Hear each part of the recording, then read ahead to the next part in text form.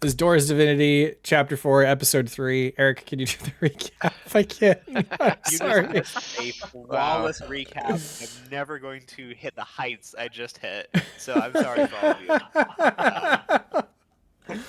In our last session, we just epically failed everything we tried to do. Everyone besides Brillas has levels of exhaustion, but we managed to get out mostly by calling a Aaron to come save us. Like when you ask your mom to pick you up from a sleepover when you're a kid.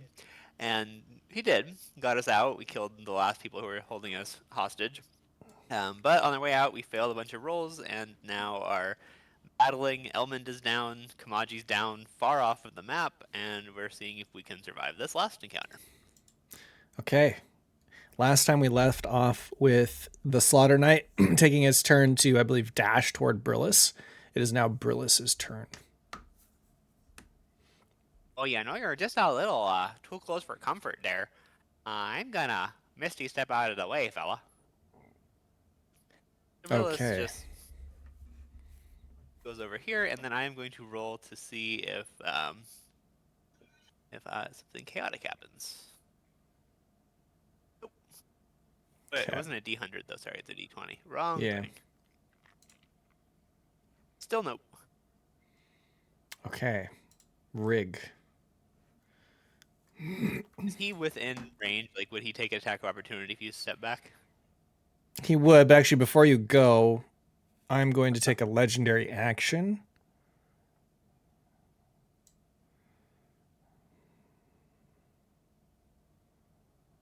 I'm going to taunt Rig. One creature of the Slaughter Knight's choice within 120 feet of the Slaughter Knight can choose to make an attack or cast a cantrip requiring an attack roll targeting the Slaughter Knight. If the attack misses, the Slaughter Knight gains 20 temporary hit points. If the creature chooses not to attack or cast a cantrip, the Slaughter Knight gains 10 temporary hit points. All right, so I have to attack? Essentially, yes. All right. Well, I was going to do that anyways. All right. 19 to hit. That hits. And I guess I'm also going to use a cantrip for Biting Arrow. My Hunter's Mark is already on him. So it's going to be a bad roll, 10 piercing, but then I also do 5. Yeah, because it's one of the few cases where it actually lines up because there's all the weird math with like part of that's the spell. But then he also takes 5 cold damage. Okay, cold damage. He's also resistant. So 2. All right. Okay. And then technically, if Rig's attacking, he gets to attack twice. Does that apply to this? It says an attack or cast a cantrip. So Okay. this is not your turn. not This is just like something you're doing in response to his taunt. That was his legendary action for his legendary action round. Then it goes to you for your turn, actual turn. Okay. Well, I'm just gonna keep shooting at him. All right. Well, you give me an extra attack. Appreciate it, friend. That 18 to hits. hit. Yes. 23 damage. So this one actually works out to be 14 with like the resistance because he's still doing a spell for part of that. Okay. Plus, well, half of that, so 3 cold damage. Okay.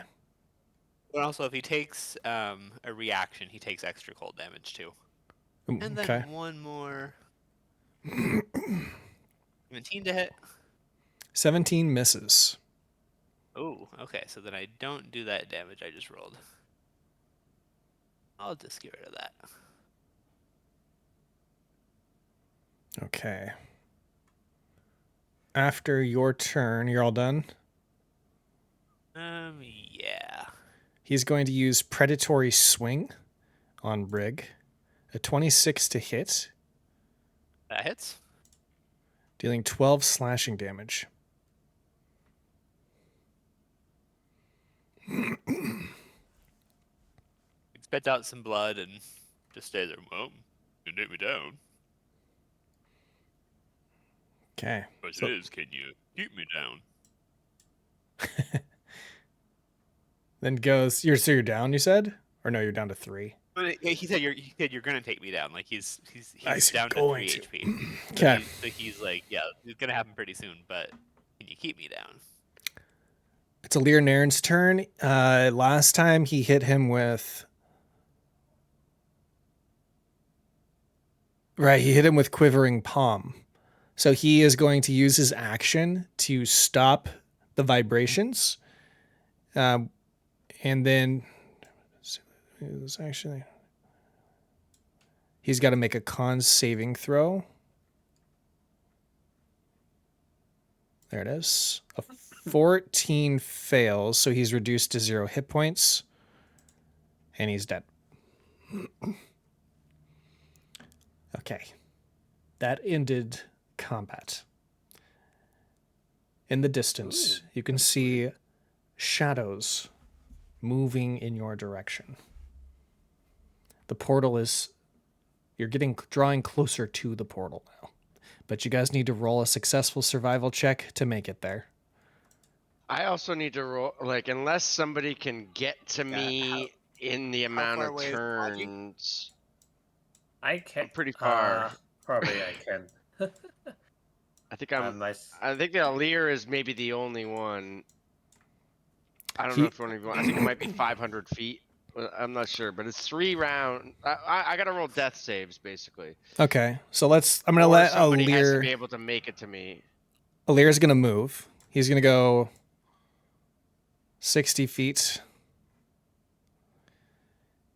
He can't do anything else though, can he? Let's see.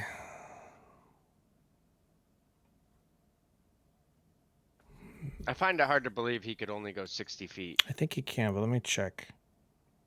I feel like even just dashing with just his action would make him go more than 60 feet because monks get increased movement. Yeah.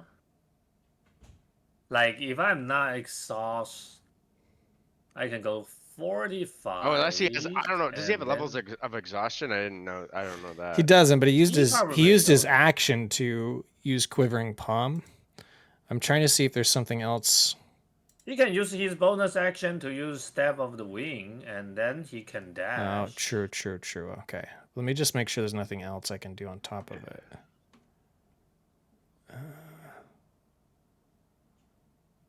Slow Flaw's not going to help.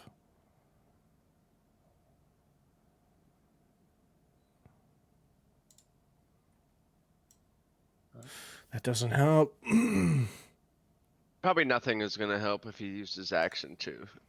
Yeah, it's I really don't think just so. being able to dash 3 times that would be the big thing. So he will dash. If he got action, he can dash it with action, and then... I don't have action. Yeah, but he uses action. All right, I'm gonna roll a death save because this is like really the only 2 people that matter, right? At this point in combat for these rounds. Probably. I will just get Thorolf. If you want to do something, it's your turn. We'll just go through it real quick. All right. Thorolf have I have an action surge I've already used. And other than that, there's really nothing he can do. Okay. He would probably because he's closer, he would attend to Elmond. Okay. Sure. He's going after you. So. Little friend. I had a friend named Maxwell Edison who was made dragon medicine.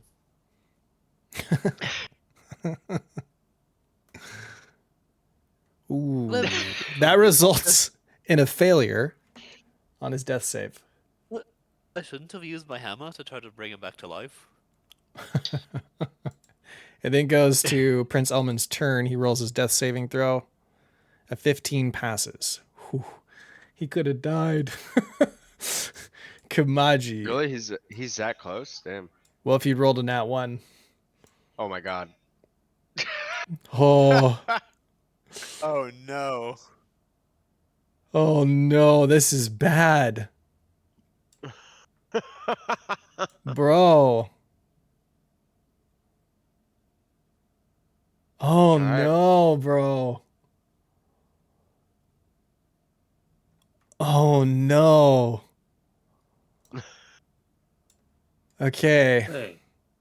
Ruin. He's dead? Shit, you better look up your character sheets here. This is not good. My?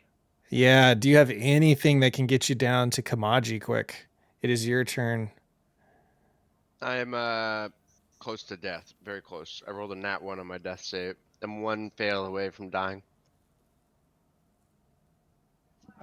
Oh no. Let me check. I only got 1 key point left. Wait. How does dash work? So now my movement speed is 22.5 feet. And if I use the dash, it will become 45, right? And if I dash again, it's 90. Is it? I was reading something. Sorry. Say that one more time, East. If I dash with my action and then dash with my bonus action, is it double and then double again? No, it's just 3 No, times, basically. yeah. 3 times? Yep. Yeah, so what's your movement speed? 30 or what is it? 22.5. Your movement speed? The movement speed is not 22.5. My movement speed is 45, but I have exhaustion 2. So it becomes half. Yeah. That's really funny. Yeah. And so if I triple it, it will become 67.5. 67. That probably not enough. Bro. I have an idea. Wait. Okay. Yeah. Remember Marge got a jump ring? Marge is not here. Marge is gone with all her but stuff. why if we say, remember I borrowed that ring? You gave it back though. Yeah. All right. You remember, man. Yeah. Why you remember this? Oh, I'm certain. I'm certain Marge would have taken it back. If I got that, I can. Wow. Marge definitely would have taken it. Yeah. I mean, yeah. All right, man. Fuck. Let me think about it.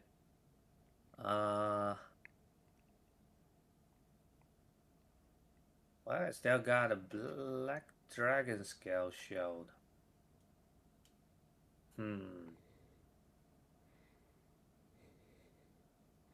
Man. Anything else, Ruin? Manipulate wing. Awaken roll. I really think the best bet is probably a Lear. Just because and where is Lear? He's the closest already. We're well rested. I might have something that Brillis could do, but he's used up all of his sorcery points. Yeah, exactly. We're all tapped out and we're all exhausted, and he's fresh. Yeah. That's the only reason I think he's the only one who has a chance. All right. Like if we weren't battling like several levels of exhaustion and all of our stuff being depleted, like maybe. What about? By the way, you're all right. What about Elman? What's his? Can I help him? He's 1-1 right now for his death saves. All right. I'm gonna give him a potion. I give him a potion of healing. That's for him. So that's action. I forgot. Is that action? It is an action to give someone a potion. It's a bonus action for you to take the potion yourself.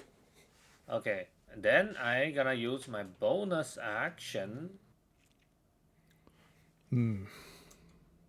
Well, so where is the portal? Down there? Where Kamaji is. So it's down here. No, way down there. Like 500 feet or something. Am I near the portal? I think you were going toward the portal. Somewhere. I know I'm in the direction. I know I was going in the direction of the portal. I didn't think I was close to it though. I think so. Well, yeah. I'm gonna just go and bonus action.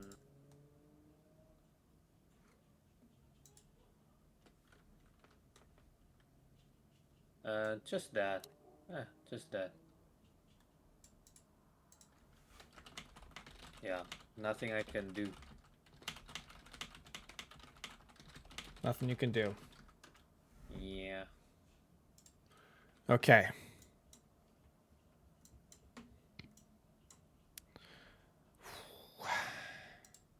Brillis.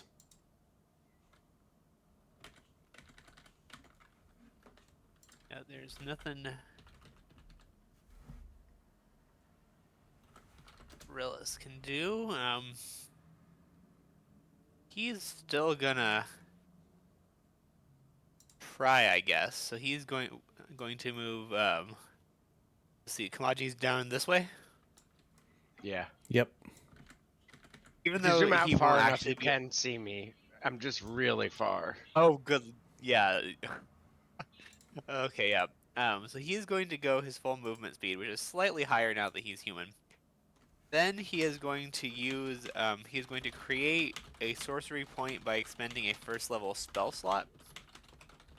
Convert spell slot to sorcery point. So now I've got one sorcery point to use, and I'm going to use that to double my Misty Step, which I'm going to cast at 3rd level because there's no other way to do it, which means I get to go 60 feet. It's still not nearly enough, but I end up here. Okay. Then I'm going to see if this caused any chaotic things to happen. It did not. You're running towards Kamaji. You see him lying on the ground, lifeless. Suddenly he's coughing, and you see blood spewed up as it's like dripping down his chin. It's all over his chest. He appears to be the last moments of his life. You look to your right. Hey there, Kamaji. You're the only one who I can talk about shoes with, you know? You look over to your right. You see a tear coming down Alir Nairn's cheek. There's sort of a glint of hopelessness that washes over his expression as he looks over toward you. He gives you sort of a subtle smile as he kind of sinks into the ground. Before he does anything, it's Rig's turn.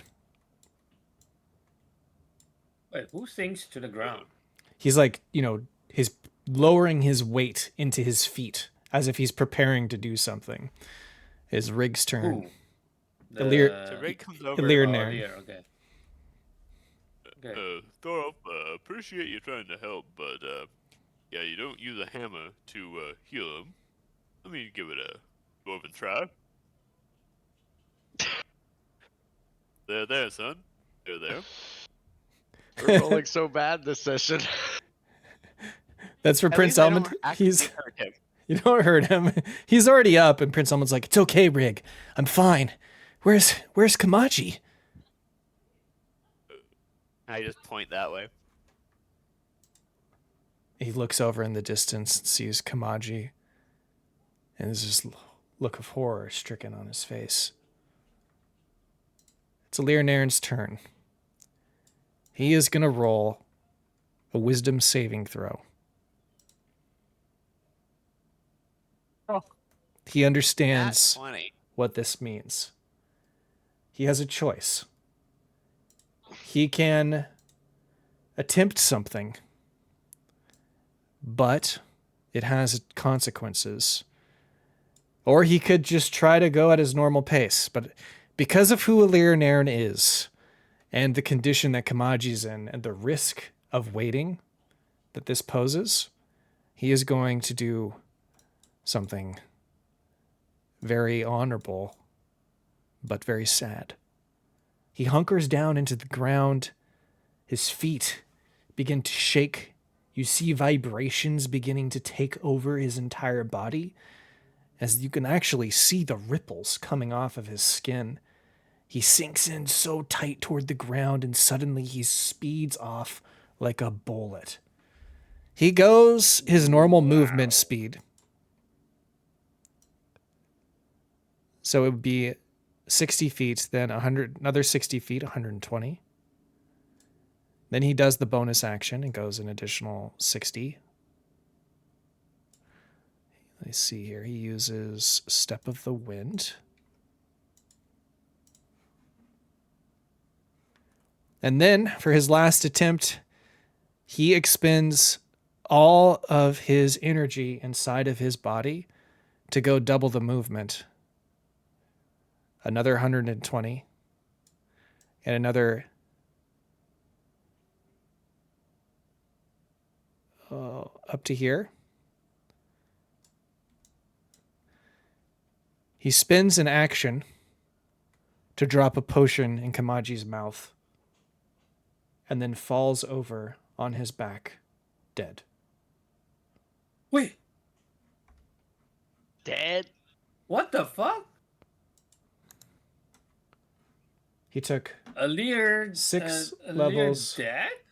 He took 6 levels of exhaustion to get to Kamaji in order to save his life.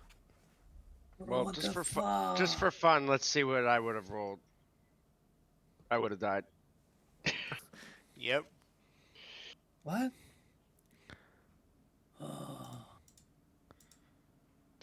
No. You wake up, Kamaji, blood dribbling down your chin. You look over at the deity Alir Nairn, who has died.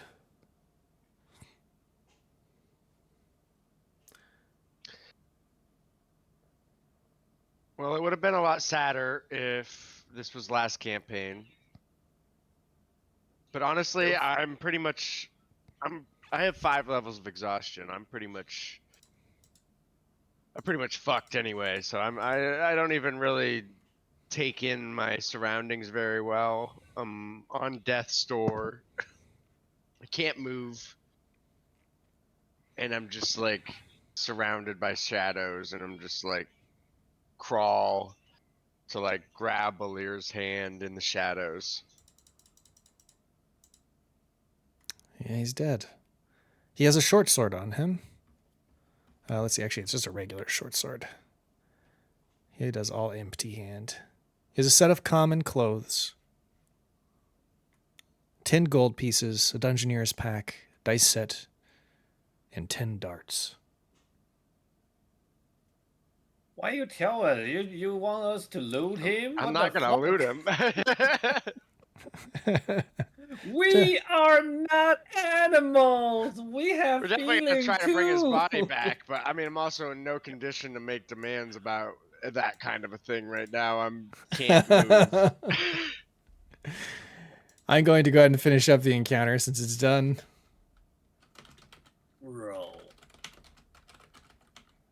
Slaughter What he Knight do? What did encounter. he do? He expended all the energy in his body in order to get to Kamaji. Holy shit.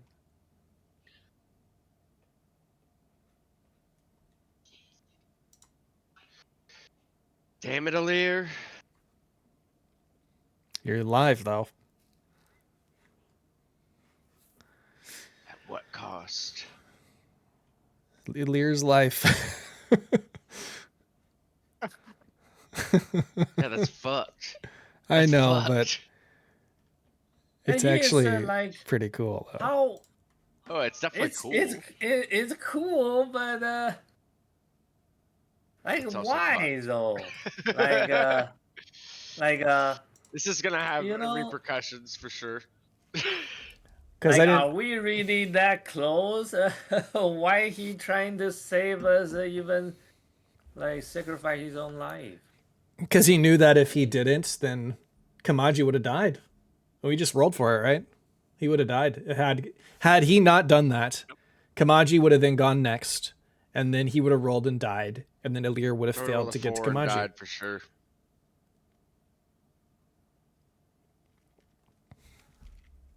Okay, combat is over. Prince Elman sees what happens, and he runs down. I'm going to just drag you guys back to the map because it's more interesting to look at. I'll just pretend you're on the edge here. My screen is zoomed out in such a weird way.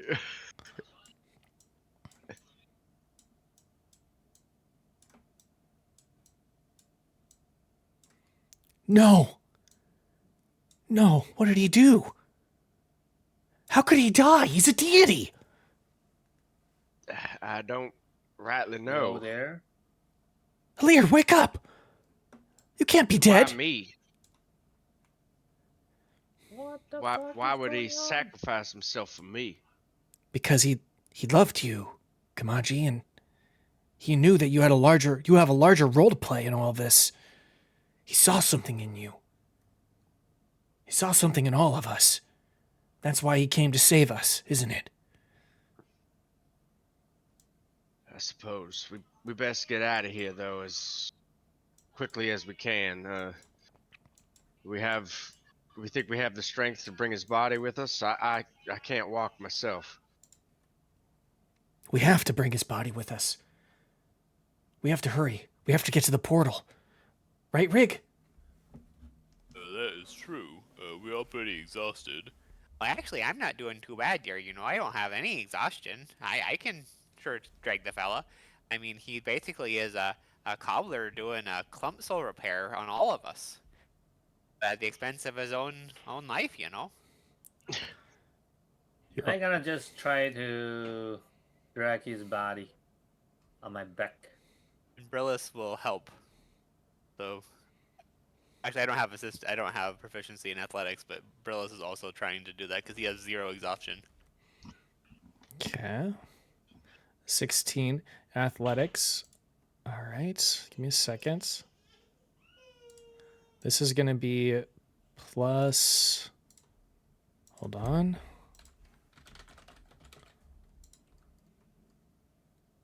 This will be plus 5. Bro. So a 22. Can you are being outpaced. The other Slaughter Knights are catching up to you. You will not reach the portal in time unless you drop Alir's body. And Brillis try to like hold up the other side of it. You can provide, Oh, yeah, can and then yeah, go ahead, Rune. So I don't have proficiency in athletics. I'm just If someone technically, if someone who does have proficiency in athletics, they can provide that- advantage. that would be I have. Thorolf. Thorolf actually should be he's got plus 8 athletics and he's got maxed out strength. Okay, Thorolf can help. Nice. Yeah, Wait, guys, so I should really be the one carrying him. I'm a big strong human vampire guy. And then- wait, I got one last key point. Okay. Yeah, so you have advantage because of Thorolf. He's helping you. Now I'm trying to put all my key into his body, Alir's body, trying to wake him up. Come back to life. Come back to life. You can roll an Arcana check. Arcana? Why is Arcana? Oh yeah. Because it's key. It does nothing. Key, not Arcana. Key And is it's like- supposed to. It's But it's magical. like wisdom thing. No, it's not magical. It's wisdom thing, right? A monk. Okay, It's supposed to be okay. Like, Roll a wisdom check then. how about medicine? I feel like it's a medicine Medicine works. like this. You know, in Wuxia novel, the Chinese style fantasy. Yeah. This actually work like a kung fu master will spend his key in the pension, and that like bring their back to life. What's your total And then he key? will die. It's not enough. Bro, how about I burn my exhaustion level too? So so Thorolf will also either like just take the body from Ruin or help Ruin, whichever one Ruin wants to do. If you're trying, are you trying to help with the medicine check, or you want to try to haul him through the portal? He's trying to physically haul him. He's like, this guy's pretty clearly not alive, but I can help you carry his body. Advantage on the athletics then. Athletic, okay. Yeah. Bro, fuck. It is not enough. His body is too heavy to drag fast enough. The Slaughter Knights are catching up to you. If you do not drop his body now, you will have another fight on your hands. So you say You have to he leave got him some- here.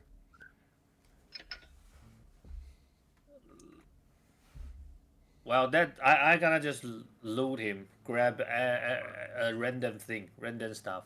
Okay. Roll a d6. D6.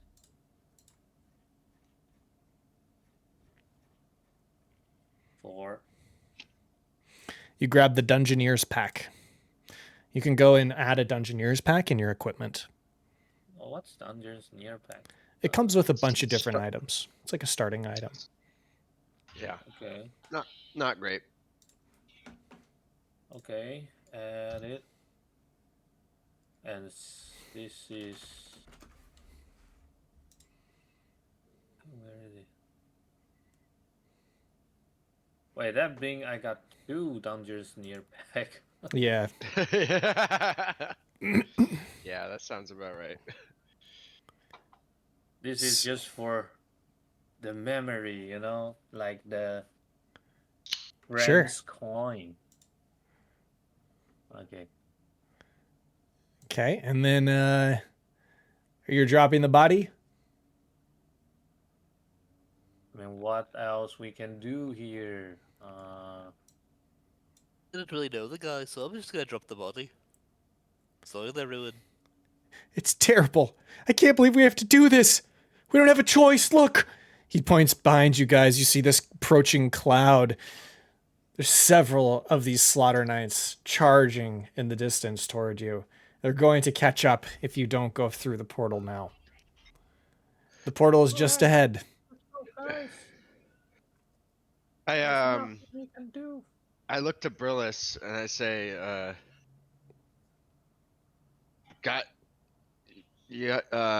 what am I gonna say? Do you have any spell slots? I got 3 at the first level there, and I got a bunch of cantrips, but nothing that really helps us. Oh shit! Oh shit! I actually got this. I got Potion of Hell Giant. I can give it to Brillis or I don't know. What does it do? It just make your strength score change to 21 for 1 hour. So Thorolf was already at a 20. Oh, right. I was more thinking about disintegrating the body quickly before we jump through the portal. Well, I can chaos bolt him a few times there, but nothing too big. Definitely won't do the job. Well, I could create a bonfire there and toss the body into the bonfire, you know. best we got. All right, so you, Brillis, you can just cast it on the same spot. You don't have to even move the Yep. body. You can just Yeah, Brillis is gonna use the cantrip create bonfire to burn the body. As you guys are fleeing, I mean, this is all happening at the same time. So you create this bonfire, the body's dragged over the top, it begins to burn. You guys take off running toward the portal. As you reach it, you insert the stone in order to activate it. It opens up and you walk through in and back to the material plane. As you look out through the portal towards the body burning in the bonfire before you remove the stone on the other end, you see, that begs a question. Do you take the stone from the other side with you, or are you leaving one? Can we? You can, remember, because you only need one end to activate it. I don't think we ever had it in on this side. But if we did, we'll take it, yeah. Okay, so you activate it on this side, because you have two of them, right? We should have 3 total. 3 total. So you go in, you put in another one, walk back through, grab the one that from the Shadowlands side and bring it back with you. Just as you're about to close it down, you see Elder Lich Galmar part through the crowd of Slaughter Knights. They remove the charred body from the bonfire and they raise him from the dead. The portal closes, and it's the last you see of Lear Nairn. I knew that's what you wanted, you sick fuck.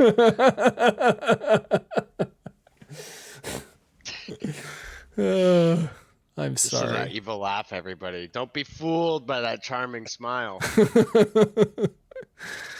Evil bastard! No! I'm sorry.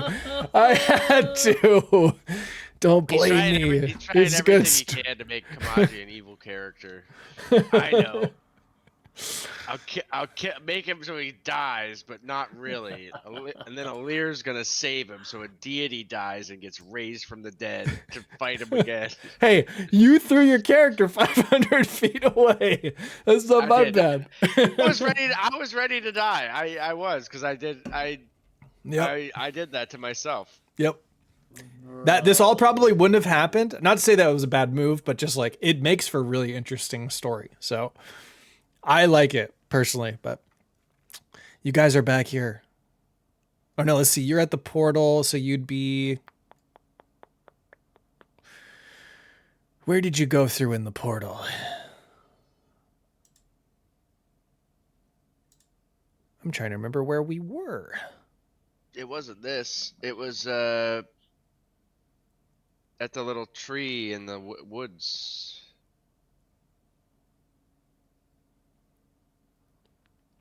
It was the mansion. It was the mansion. Yeah, the mansion. Yeah.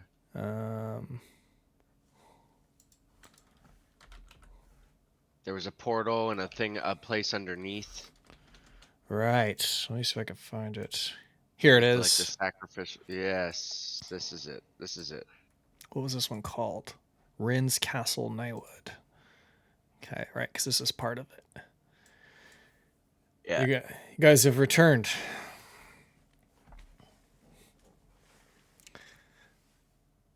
What next? Well, we don't know that they don't have a stone. They could just come right through the portal behind us, so we should try and get some distance. Okay. Where are you going? Away. Probably back the way we came, because that's the way we know to get out of the woods. Somewhere where we can rest for a very long time. Traveling back to Fang Keep? Or toward it? What about, like, if we go, like, up towards this way? This looks like there's maybe, like, a peninsula up here that's maybe quiet, away from Fang Keep and people. Sure. Go ahead and roll a survival check to travel. And then after that, roll a d20.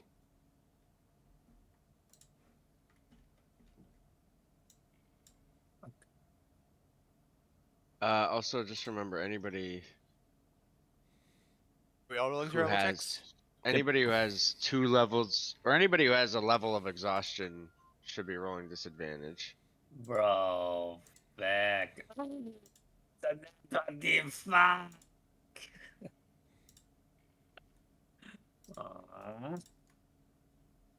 Brillis is actually just fine, but he rolled terribly, and That's funny. Did not one.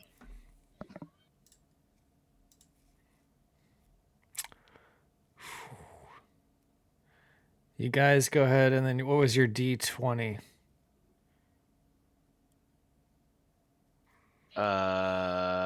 Rig, why don't you roll it as the highest roll? Alright, let's see what's 13.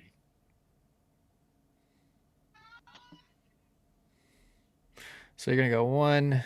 You want to go travel new spots, I guess, right? Mm-hmm.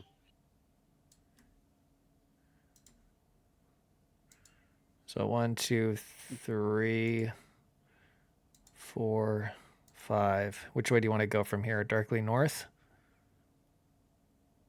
6, 7. Is this walkable to here? Are these islands? They are islands.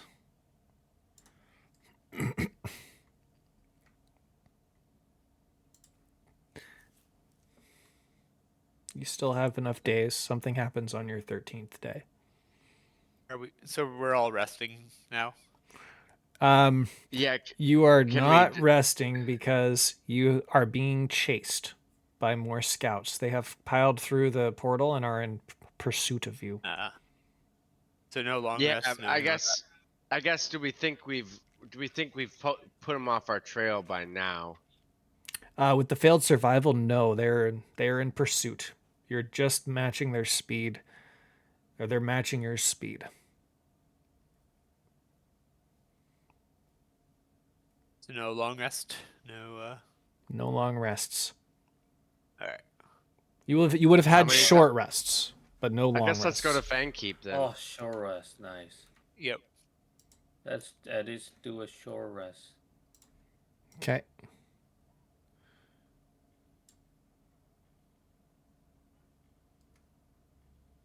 What the fuck is all these shitty dice? You could make it 3 more squares north if you wanted to. 3 more what? You could travel 3 more squares. You rolled a 13 to travel, so. Okay. What was in the Jawood Mountains again? An Outlander city.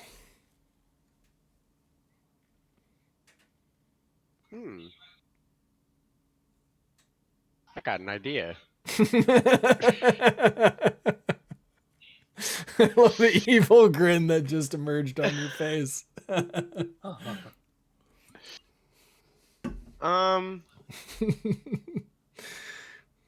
Yeah. Well, on our travels, I guess I'll broach this subject with the group. And could we say instead of going to Fang Keep, instead we cut up towards the Jawood Mountains? Because we could make it there if we didn't go to Fang Keep. Yes. Okay. So my idea. I reckon at our current pace, we could make it to the Jawood Mountains or Fang Keep before we're caught. Fang Keep could be a defensible position, and perhaps we could lose them, but it could cost those innocent villagers their lives, and honestly, it doesn't give us much of an advantage. Now, if we go to the Jawood Mountains, if we're somehow able to get ourselves inside the city, or or make them think we have at least, then we present the opportunity of getting 2 of our enemies to fight against each other.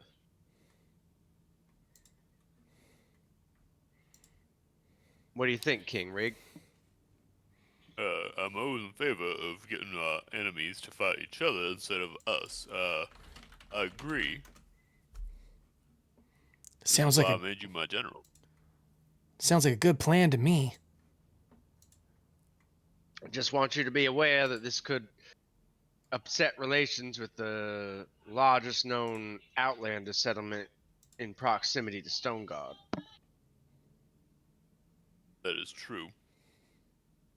Not a thing to take lightly, but if everything goes as planned, they'll never know it was us, and we'll kill two birds with one stone. I don't see that we have another kill choice. 2 birds with 1 stone too. That's from the Mandarin. Or you could also say, get 2 birds stoned at once, which is that's just a confusing English thing. I probably shouldn't have said to you. That's funny. Or there's another slang is saying 1 arrow for 2 eagle. You shoot. A bird in the hand is worth 2 in the bush. Never hear that. That's not quite the same as this, as getting kill 2 birds. This is very fitting for kill 2 birds with 1 stone, because you're literally killing 2 forces with the same maneuver. I mean, it's always like they say in the shoe game, you know, you need 2 welt needles to make 1 welt seam.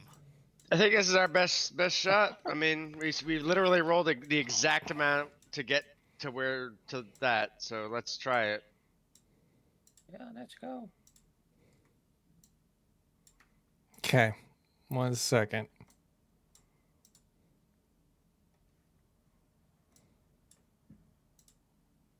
Man.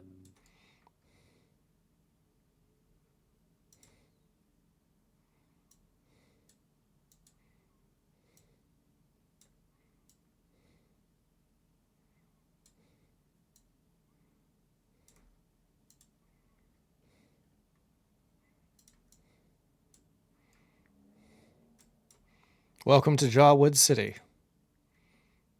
Jawood City.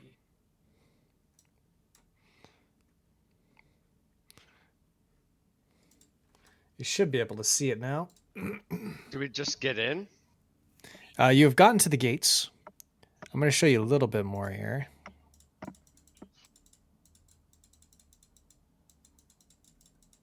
can probably see some of the trees here.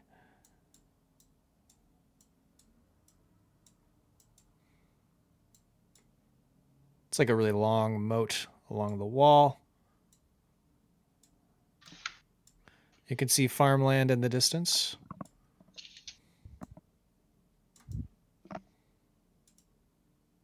Across this cliff. People are going around about their daily lives as if nothing is wrong. But you know that the enemy is like not far behind you guys. They are pursuing you.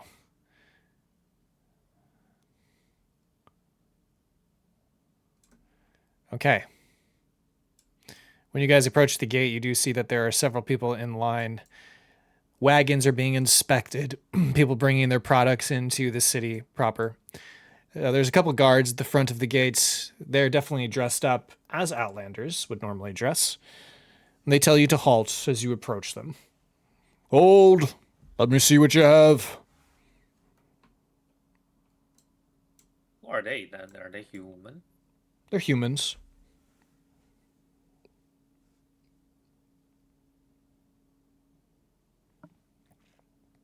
I mean, yeah, like All I right. show them the.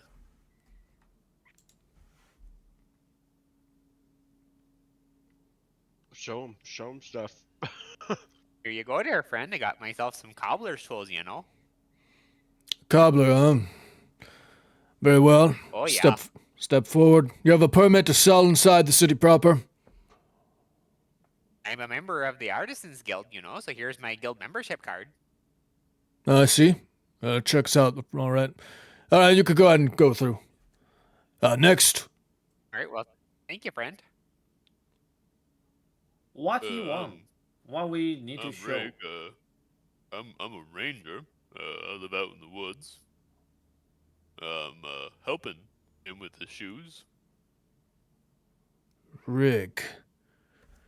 That name sounds familiar. He's kind of scratching his chin.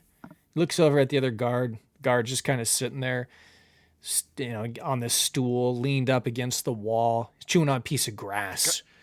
Kamaji is being carried by Elmond, and he's just like, "Well, yeah, Hey, they call him Rig because he's got feet stiff as a board, and so they use his dwarven feet to help make the molds for the shoes. And I'm also here because on account of my feet don't work. That's why this here fella's carrying me." And I see he's got the hard feet to make the molds, and I got the soft feet that you can just pound in there to help the soft leather bits, you know. And then this here fella Elmond is my transportation device. And Thorolf is carrying you on the other side. Love the other side. I see. But you're all together? Are you with the cobbler? Yeah, we sure are. Roll deception, Kamaji. By the way, Almond didn't take the short rest. He's still red. Thank you. I will do that. Wait. Oh, I actually did good. That's just enough. You seem awfully familiar to me, but if you're all here just for business, We sure as hell need it, so go ahead and go through. Not many handouts in the city as of now. Most of the money stopped flowing through to the city when we lost Stoneguard, so there's that problem going on. I do hope that your business does well. If you're needing a loan, you can go ahead and visit the bank up ahead. And good luck to y'all. Welcome in. Let's go take out a fucking Outlander loan. Call them Outlanders. Outlanders loans. What's Outlander loan? It's a play on words.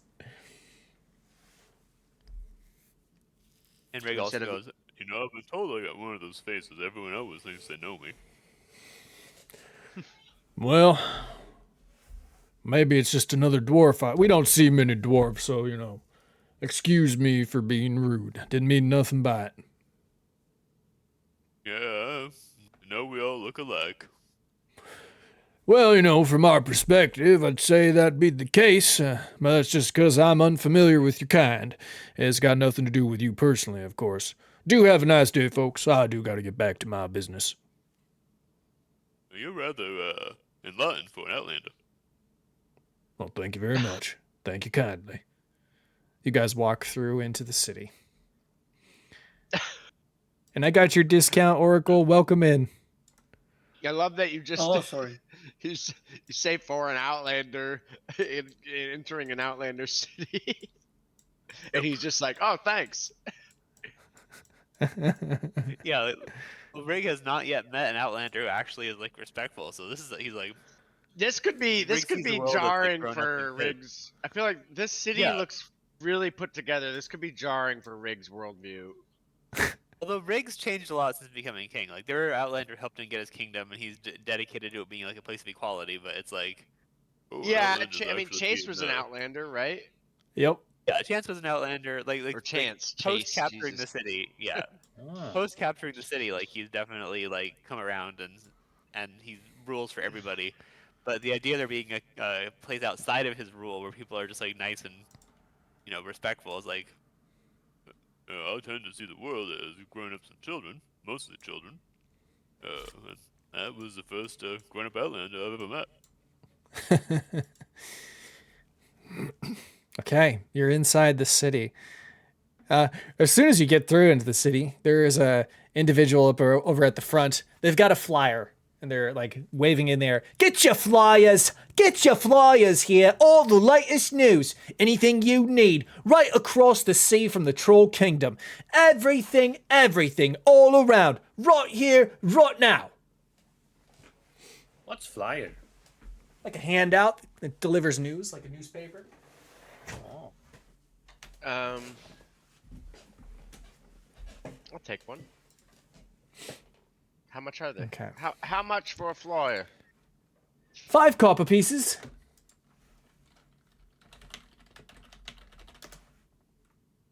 I toss him a silver piece.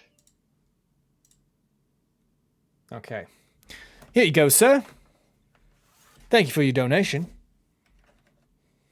You notice he's got a peculiar accent, unlike a typical Outlander, but he is human.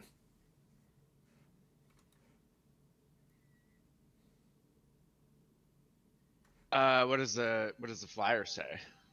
I'm more interested in that.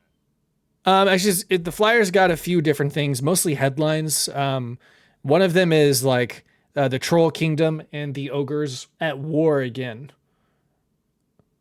Ogre at war. With the trolls. Next one is Outlanders. They lost Stoneguard. What's their next move? Oh, in the corner, What is it? you see What there's does that article allude to their next move being? The newspaper boy tells you that if you want to know any more particular news, you could pay more and you can get the full article, which he's stored next to the well behind him. Oh, okay. Yeah. I wasn't. It's not You like know it's literally just like a flyer. It's not like a news sheet. Yep. I think I might be interested in reading that. Got a silver piece here for you. It's a gold piece, sir. All right. You can roll insight if you'd like. Can I? I feel like Kamaji just knows that he's fucking taking him, but You see a couple other people who have paid a gold, but they appear to be All right. well dressed and not starving for money. look at us. Oh, We look like shit. I still drop a gold piece. Okay, you get the article. We are Stoneguard rich. Stoneguard has suffered a little bit economically since the downfall. Not Stoneguard. Jawood City has suffered a little bit since the fall of Stoneguard. The king here was technically the son of the king that was living in Stoneguard, and he's taken over the rule. He's an adult, from what you can tell from the article. They have their family rules here in Jawood City, and they are trying to revitalize the economy, but they don't have the surplus of food that Stoneguard does.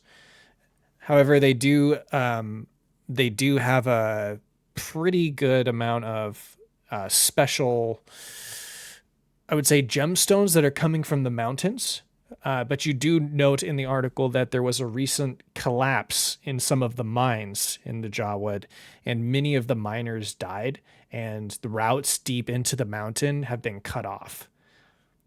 Are these How gemstones? far away Aren't... is this place from Stoneguard? The Jawood mines, are not far.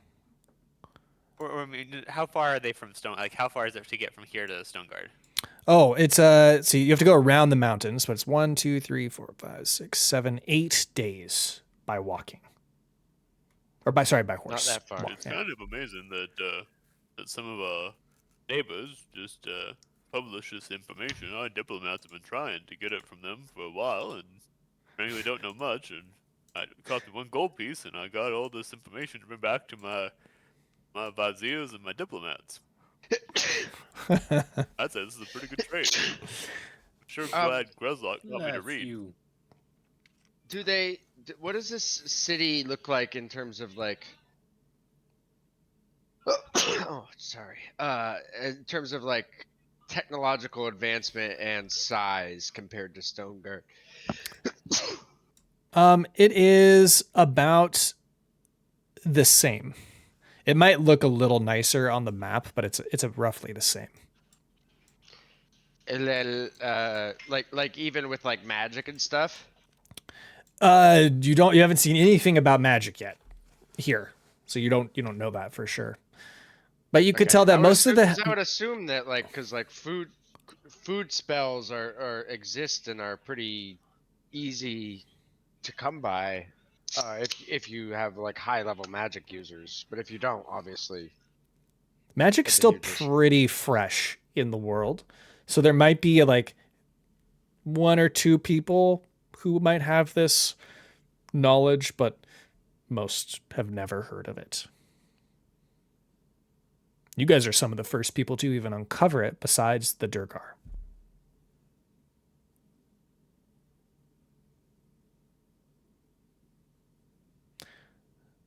Do you want to read more in the article?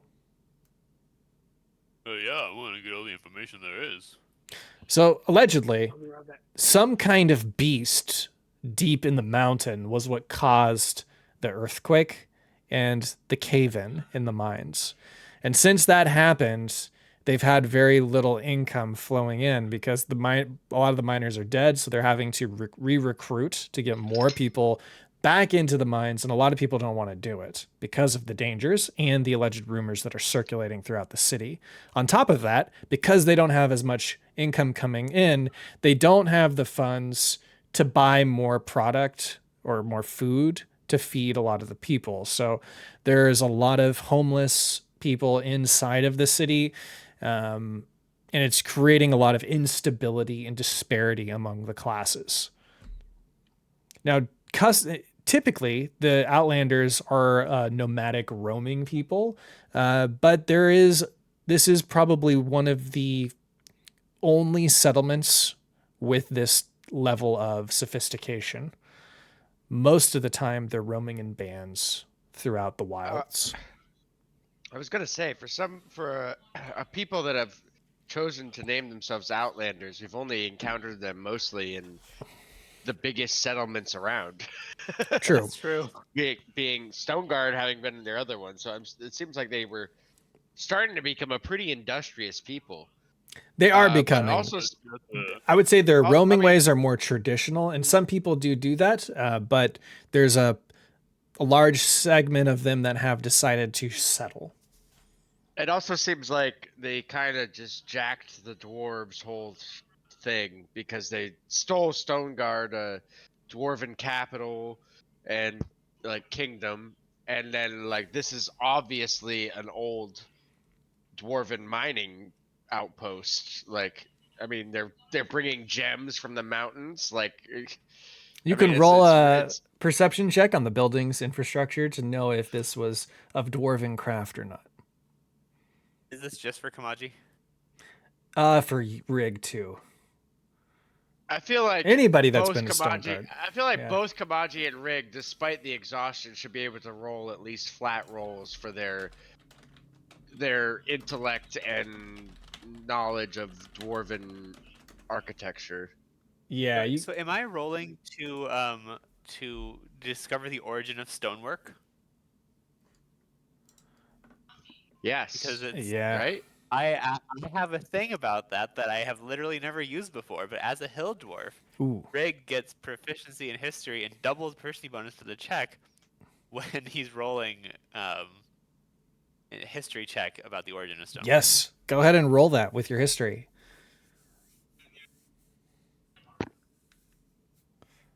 All right, let's see.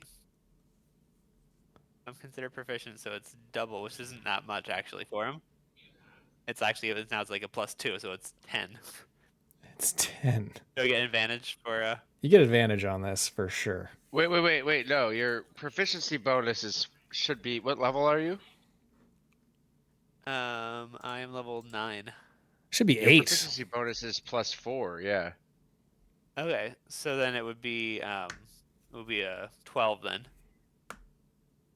But I get You're advantage. just not. It says so. Oh, there we go. Wait, you rolled So it's insight. Oh, I see. No, never mind. No, that was an old roll. That was from like Yeah, 8 never minutes mind. ago. 20. Yep. So you know that this used to be a dwarven city. And in all likelihood, they also stole this from the dwarves. That Yeah, means That's surprising. another revolution. No, I mean, like, I don't think that necessarily needs to be the case, but I do think that this city, because of its proximity, look at these people. Like, I mean, like, they're clearly, yes, they're Outlanders by name, but they're also human beings. Like, I don't. And they are literally starving for good leadership. When I get back to Stoneguard, I'm gonna send a food wagon down, and in the name of peace, and see if they'll join Stoneguard I mean, under my leadership. what kind of a organization calls themselves the Outlanders and then settles a city? The kind that's That's a begging. good point. The kind that's begging for change. That's the kind.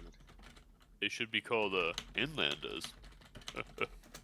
Or Sorry, I got a little hysterical there. homelanders. No. That's riotously funny. Wow, that was the biggest laugh I've had in weeks. What else do you guys want to do? You want to read more of the newspapers? Rig is gonna read every single article he can about foreign relations because he's gonna use this to try to like send a delegation down later and convince them to join him. Okay. And the more inside information. So I mean, we don't have to roleplay all of this. He's just getting all the inside scoops. So he's gonna he knows they're hungry, so he's gonna send down food with like diplomats and stuff that, and he's gonna. Okay. Kamaji too is his general too by his side, telling him like these are just like look how similar these people are to the people that live in Stoneguard. Like they're not the enemy; they're just people that are misled. And they're doing better in Stoneguard than they are here, so we're gonna request they join us and maybe start a kingdom. Oh, Empire. I don't want one, but I guess I got one. Okay. I really just want a cabin in the woods, but sometimes you have a higher calling. It's what Alir would have wanted. Yep. If I've got to carry on his legacy for the rest of my life, then I better make sure I do some good with it. That's true. We did save our lives. More than once.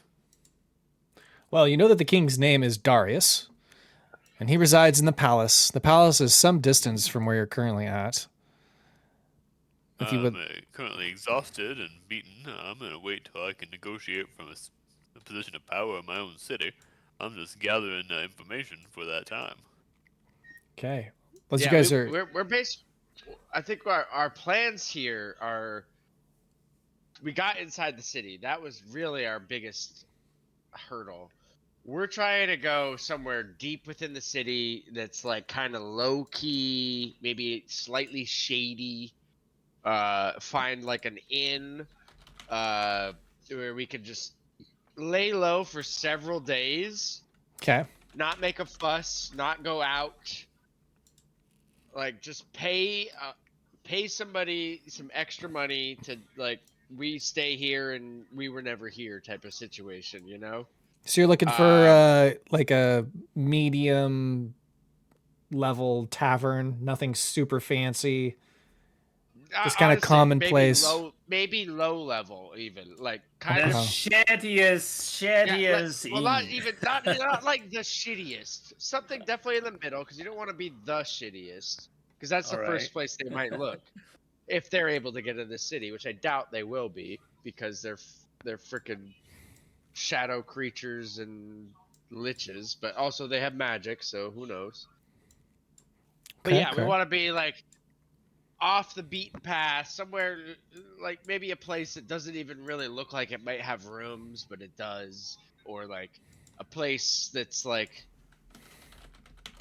you know, decent bar, but like really shitty quarters, like nobody would ever stay there, that kind of thing, or just like something that's really out of the way. Not the shittiest, and not like even mid tier, like low tier. Okay, gotcha. The kind of people that can be bribed. Something maybe down by like, I see there's a river, maybe something down by like a docks area. Those people can usually be bribed fairly easily. Okay, I'm gonna move you guys along the street, and I'll show you the path that you end up taking. And while we're here, we probably should not refer to me by name. That was a mistake. I think I'm gonna go by Rick. What about Frigg? Those are both good names. We'll probably pick one. I'm gonna go by Rick. No one will ever make the association. What if we call you Peter? Ragnarok. Ragnarok. Wow. Yeah, you go with that. Sure. I'm just gonna call Rig a different name, a different, very generic name every time I call for him. Hey, Frank. All right. Well, you guys do come across a tavern that is near the docks, named Ruby's. It's kind of a plain-looking tavern. Nothing special about it. The people coming and going at this fine establishment are drunkards and sailors coming off of ships. Lots of them are fishermen, kind of standard dock workers. This seems to be kind of the run-of-the-mill folk. Nothing extraordinary happening here. The tavern itself... Sorry. Go ahead. Continue. The tavern itself is, kind of boring, but they seem to be serving people well enough. They seem happy, well filled with the food as long as they have money. I will go ahead and place you near the tavern now. I also just want to say that, like, being the circumstances as they are, we definitely would have, like, scouted the area outside of the tavern to know a little bit more about where, like, the area around the tavern for quick escapes if we need to. Sure. Let me show you that. the fog of war and all that. Yeah, just in terms of like what our options are for quick escapes. If there's like a quick route on the canal, or we can grab a boat, or where the closest gates are, what alternate exit routes are. Kamaji's going to be thinking about all of that. All right, so we've definitely scouted some of the area. There is another gate over here to the west. It looks like there's guards, and they are checking people's identifications, perhaps. You're not sure. There's a few different routes that go through the city here. You kind of walked along the river. You went down here along the docks. You saw the boats. You saw the dock, the actual dock itself, and the workers. And then, of course, the river. The river appears to be flowing down from the mountain. And it leads further this direction. It ends up trickling into a stream that runs through the farmland. It gets dried up by the farmland because of the agriculture here requires a lot of water because the land is far drier than it is up in Stoneguard.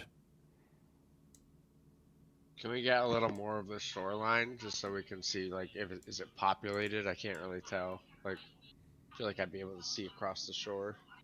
Oh, sure. Yeah.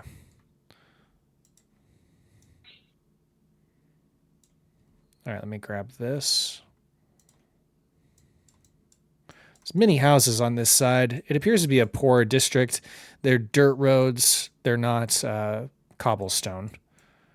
You're kind of right on the edge. This is a pretty big city with a pretty large poverty district. Yes. And the poverty appears to be growing. There's a lot of beggars outside of this tavern, and they're asking for money, handouts. Can we know what's inside the interior of these blocks, or are the buildings so closely spaced together that you can't see inside of them? Oh, I see these like blank spots that I've got covered up. You can go in there, but you're going to have to roll survival checks to do so. This is a shadier part of town. Super tight together and stuff. Yep, super dense. Gotcha. Okay, I just wanted to clear that up for exit. Looks like the river is probably our best route of exit. Okay. I'd say we find a place to hunker down and get ourselves a rest before we do try to do too much more. Well, yeah, Ruby's. I was just saying, if somebody finds us at Ruby's, I wanted to have our exit plan secured. But Ruby's is where we're gonna rest for sure. Okay.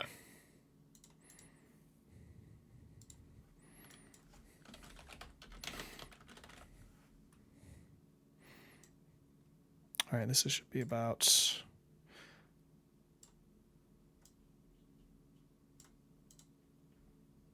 Okay.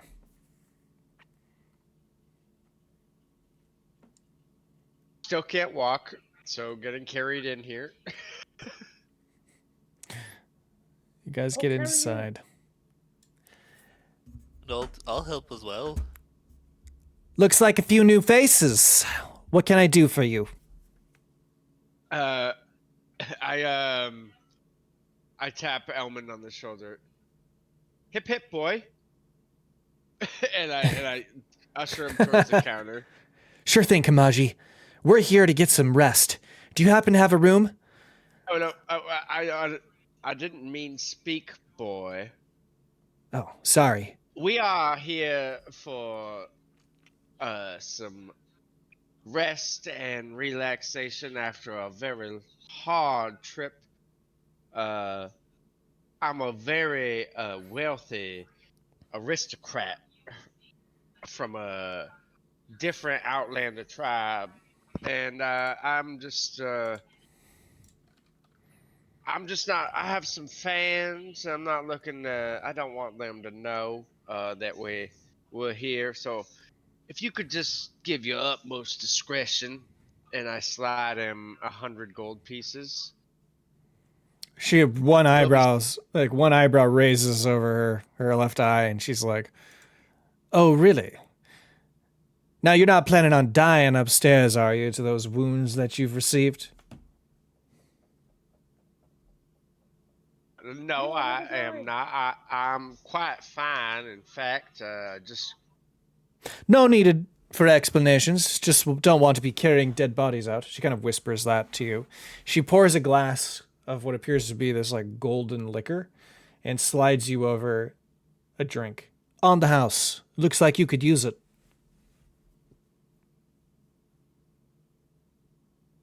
I just drink it. It's not like I'm going to be able to discern anything with how exhausted I am anyway, and fuck it. Roll a So I con just drink it. Roll a con save. With disadvantage. You slosh it down, and you just feel yourself getting very sleepy from the pain of your injuries, but also from the effects of the liquor.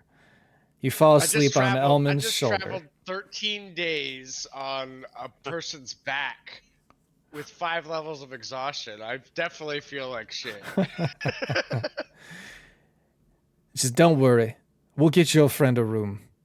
And she like snaps her fingers to one of her waiters and tenders in the bar, and they take everybody upstairs, and you guys get a room.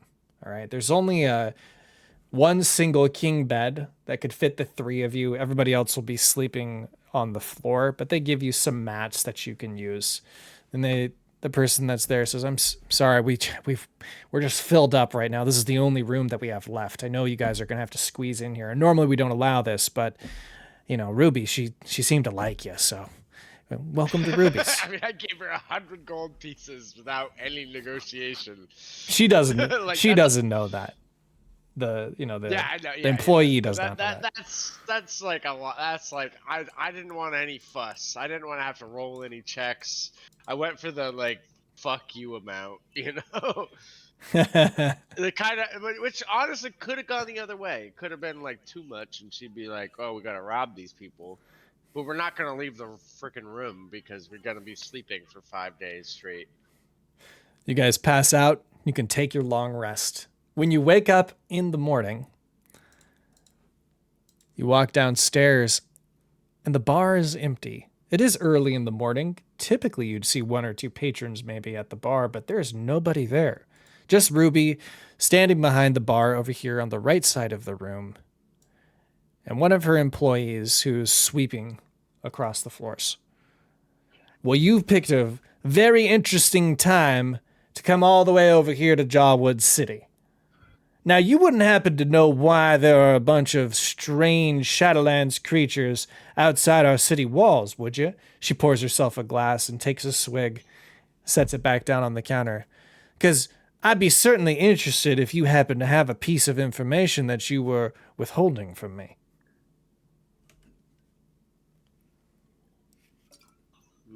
No idea. What did you call them? Shadow what's? These shadow creatures, I've heard rumors that they're from some place called the Shadowlands. I don't know. It's what the clerics are speaking of. I don't have any knowledge of clerical histories, but that's what they're claiming, so. I ain't heard high tell a tale of anything Shadow Witch or what you've been talking about, but... I just thought it was peculiar that you showed up at almost the exact same time. Thank God we did, sounds like.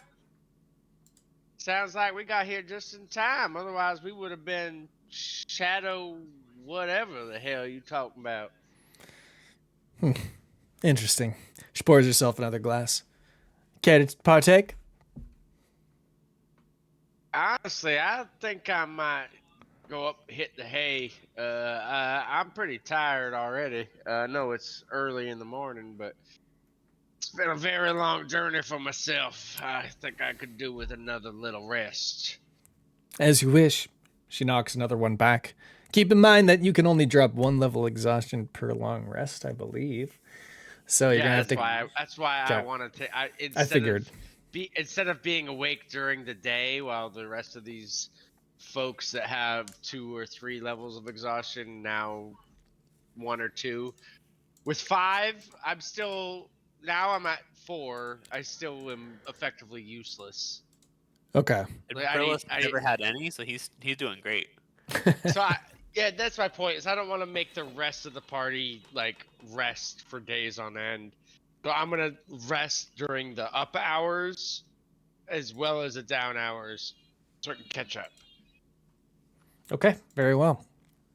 So I'm gonna go to sleep during everything they do today, and I will just not be around. Okay, Kamaji's And I in will bed. take one less level of exhaustion. Well, how If we're about the rest? resting, like I wouldn't mind just losing all my exhaustion, so Rig and Thorolf would stay behind to get their last level cleared. Well, my point is that I'm still gonna need to do this no matter what. We could do it now or we could do it later, but I had 5, which is, I think, vastly more than anybody else did. I think. I gonna trying to take care of Kamadi. Okay. And there is a thing I want to try. Okay. Oh, look at this! I try to be a team player and take myself out of it, and everybody just wants to help me. You guys are so sweet. Rig and Thorolf are going to be resting too, just to get and the only one who's normal is Brillis. He's just hanging out, chatting about shoes. The bartender just like hates him. By the time we all wake up. Thanks for the offer of liquor there, friend, but you get something out of me and I become as loose as a middle soul in a welt without a middle soul seam, if you know what I'm talking about, Literally. You're a chatty one, aren't you? So you're saying that you wanna drink from the golden ale with me then? Take a seat. No, I really should. No, thank you. What's the matter? She kind of smiles at you endearingly. She walks over and she puts one of her index finger underneath her chin, kind of lifts your chin up to lock her eyes with yours. What's the matter, sweetheart? You afraid of a little liquor? Absolutely am, ma'am, and I will have I'm a married man, Hey, did I ask you to marry me, sweetheart? I would do no such thing. I respect a married man and the commitments he's made. I just thought you were kind of cute. Maybe fun to talk with. Little chatty, on the chatty side, but I don't mind that. I am a bartender, of course. How are you set for shoes, there? Shoes? Are you a shoe man? I sure am. Shoes my game. Oh, is that right? Let me see what you've been crafting. Oh, well, and I reach into my bag. I'm just working, I got my hands on some canvas and damask there. I'm just trying to make a pair of turn shoes, shoes made inside out and then turned is a new technique, but I've gotten pretty good at it. I mean, I could just make you a pair of regular slingbacks if you wanted to. I mean, I can just slap one of those out in just like a day, Slap it right on here on top of the counter for me, sweetheart. All right, I plop down a pair of very fancy shoes that I've been working on. She takes one of them and she begins to fill it up with the golden ale. Looks like you're going to have to drink out of it if you want to walk in it again. Now, why don't you join me? Oh, I really shouldn't, Come on now. What's your name? Oh, my name's Brillis. Well, it's a pleasure to meet you, Brillis. She extends her hand to shake yours. It's a pleasure to meet you too there, ma'am. If you have any jobs that you need to get done back in the kitchen there, I'd be happy to help you out, I might take you up on that later, but for now, let's take a quick drink. I want to get to know you better, Brillis. She gives you a firm, confident shake. Lets it go. There's no really flirtations going. She's just being kind of friendly to you, and she's very curious about who you are, as she suspects you have something to do with these creatures that are now surrounding the outskirts of the city. Yep, and Brillis is terrified to take a drink, and so he's gonna wait the second she's gone and then pour it somewhere. You can roll sleight of hand if you want. There is a potted plant off to the side against the wall. She does turn around briefly to dry some of the dishes that have been stacking up on the counter behind her. Let's see if she can see you. It's going to be a +3 to perceive. Nat 20. Now, Brillis, before you go dumping that liquor into that plant over there, you should know that is a very expensive bottle, and it would be very rude of you not to partake in a drink with me. Now, I'm going to ask you one more time, or I'm going to start having to ask you to do something you might not want to do. You mean, what are you going to ask me to do there? Well, I might ask you to complete a favor for me that's been sort of Well, then needing to get complete. Brillis loves favors. I do love a good favor. What do you need there, ma'am? Well, there's a particular item over in the Church of the Clerics that I've been, I fancy it, and I want to have it in my possession. And I need someone with smooth fingers to borrow it for me. Oh, sure. I'll go borrow it from your friends there. Well, they can't know about it, is the only thing, Brillis. You see, they wouldn't be too keen on me taking it from them, even for a short while. Oh, you're planning a surprise for him. Oh, I got you. Mum's the word. Something like that. You see, they don't like my establishment and what I represent. See, they don't like the poor people, even though they say they do. And they don't like the fact that I try to help ease their sorrows with a little drink now and again. They think I'm the cause of all their problems. But I'm not the cause of their problems. I'm the cause of their relief, Brillis. You see, I'm doing them a favor by letting them come in here and warm themselves by the fire and warming their bodies with a little golden ale. Now, the clerics will tell you otherwise. They'll tell you that I'm poisoning them and all these other sorts of silly, ideas in their head. But really, I'm a good person just trying to help provide a little relief. Okay, well, what do you need me to get for you there, friend? Well, you see, it's this item that they revere so much. Some deity that they worship. I don't know if it even really matters much. I don't know much about religion myself. How about you? Do you know anything about it? I mean, not particularly. I guess I could roll a religion check and see what I know. Okay, 1 second. A 7. You wouldn't... she could describe it to you. It's, hold on, let me check. I mean, I did meet a bunch of eldritch entities, I guess you could call were gods, out in the realm of chaos beyond the normal, our perception when I got my cosmic powers there, you know?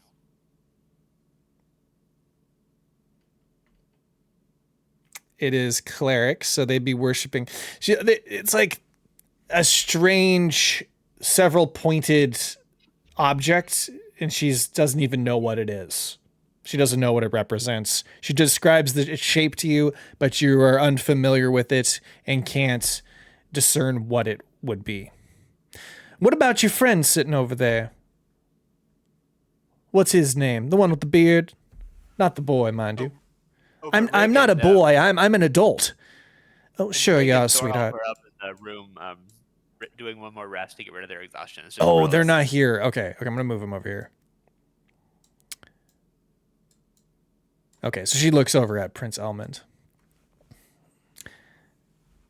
He's gonna roll religion. Does he have exhaustion too? Because he should probably be resting as well. Oh, you're right, he does. He just stands up. You know, I think I'm gonna go rest. Good luck with your guys' conversation. I don't drink anyway. He goes up here. How much exhaustion does he have? Just one more. Okay. After this one, both Thorolf and Rig are gonna be fine. So this is just to clarify. This is still in the morning, like during we had just in the morning up. Yep. From the night. This is in the morning. I'm going back to sleep for 12 hours, basically. Yes.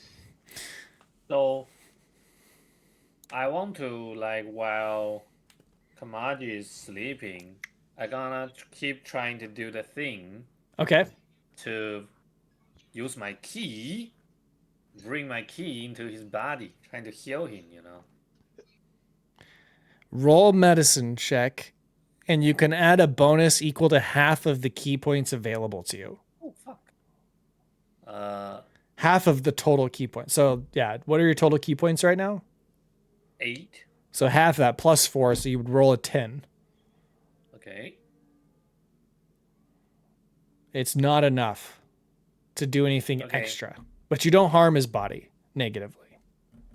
It's, it's just a wash. Well, I gotta just keep trying to do this while the time goes. Yeah. Okay. Is there anything you're saying to Kamaji as he's sleeping? He's there, he's bloodied, he looks terrible. You know? You're holding his hand. You're at his bedside. This person that you care about so deeply. They've nearly were at death's door. Alir Nairn sacrificed his life so Kamaji could live. You know, we Go ahead. cherish you. I cherish you. Yes. Perfect vocab word from earlier. No, Alir is not gonna die for nothing. He sacrificed himself for our wedding, you know. So you say that out loud. No, like not loud. I'm not gonna let him rest well.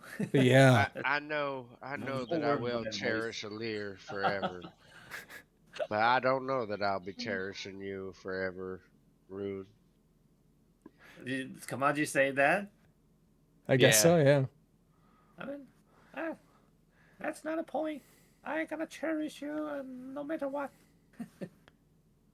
Oh. It's okay.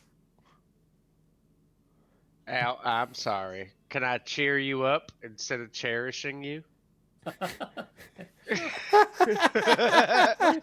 brought it full circle. Nice. Little inside joke there. Earlier, East was like, "Hey, Matt, I want to cherish you," but he meant to say cheer me up. And we were cracking up about it. It was really funny. I forgot the word. It was so funny, I mean, bro. it's close. It's close. It was close, just, yeah. In the setting of how you said it, it just is like insanely creepy. It's like, oh, it almost sounds like something like a serial killer would say. It was just like overly sweet. I thought it was like the way you said it was like he came into the chat was like, I'm gonna cherish you. There was a little more prefacing than that, but you up and he's gonna put you in a jar and he's gonna cherish you forever and ever. It was funny. No fucking way. Okay. The sweet moment with Kamaji. Go back downstairs, Brillis. This bartender is trying to get you to pull off a heist. And also, while they're up there, does anyone know what Brillis is? Are we concerned about that? I don't know, should we? That's probably fine. Well, how much trouble could he get into? Oh, Well, sure, I'll help you get anything there, you know. I must admit, I haven't seen many more pointy things than the last pair of Winklepeckers I made, you know. We're back at the conversation with the tavern keeper. Yep. Okay. Well, that would be just fine. I'd appreciate that very much, Brillis. And, being that you're so small and you could fit into small places, I was thinking perhaps you might not go through the front door. You might, scurry up the side of the Remember, he's a human now because we changed his race. Right. So scratch that. I'm a regular-sized fella now, you know. Since you're so... suave with your ways and good with your words, I thought perhaps you could find some sneaky way to get inside to get this object I so desire. I mean, I surely can help, if it's for the good of the people. I better help you out. Oh, it is. You see, if we were to take away the power that that these clerics worship, then, the people won't be troubled by all these rituals and rites that they have to do, right? They demand that they go there the end of the week after a long day of working, and I just don't see the point of it anymore. Besides, I mean, they demand such high amount of money, and the money could be better spent here at the tavern where they could keep themselves warm and, refresh themselves. I must admit, I'm not quite following you there, but I know it sounds like you want to help. So Just simple economics, am I right, Brillis? I mean, all I know about economics is you make a good shoe and you sell it for a fair price. Well, I could drink to that. She slides over your shoe again. She's prevented you from dumping it because she caught you. Yep. She said, I could drink to that. And she raises her glass, expecting you to take a drink. Yeah, sure could. I'm not gonna do it there. Now, Brillis is very nervous about. Well, Brillis, I'm not drinking out of that shoe. Your stinky feet's been in it. Only you get to do that. I haven't. No one's worn this shoe yet. It's brand new. I've just been making it. Suppose a shoe's basically just a cup for feet, though. If you want to get philosophical about it, there. All right.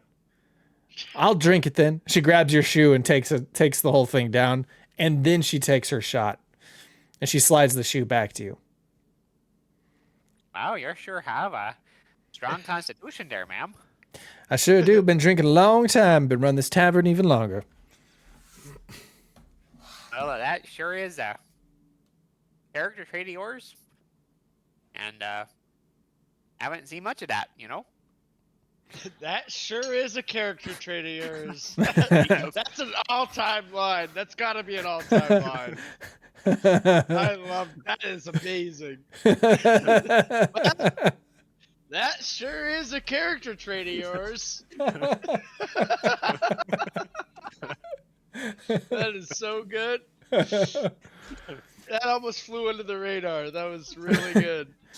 It was really good. Oh, yeah, no, I aim to please there. Alright, so Brillis heads off to go I do try find to you steal this pleasing. thing. Oh, okay there. Thanks for the compliment, friend. She winks at emphasize you. the word friend. Oh, sure, you're doing the devil's blink there. Okay. It's just a friendly blink, Brillis. Consider it an investment of sorts in case you're ever single. Oh, that's not gonna happen. My wife's made of stone. Doesn't sound like she's around anymore, does she, Brillis? Well, that's why I'm gonna bring her back. How are you going to do that? How are you going to turn someone who's made of stone back into flesh? Doesn't sound like a normal everyday thing, does it? Oh, my life has been pretty abnormal and not every day lately, but you know, I'm gonna keep on trying until I do it or die trying. Oh, what a sweet story. Well, go get that artifact for me in that church and bring it back here so I can deal with it properly. Does that sound like a good plan? Oh, it sounds like a great one. All right, I'm off to go borrow this artifact, you know, for the Good, that's right, surprise for the sweetheart. villagers. That's right, sweetheart. You go on. Hurry along now. She goes back to doing her chores.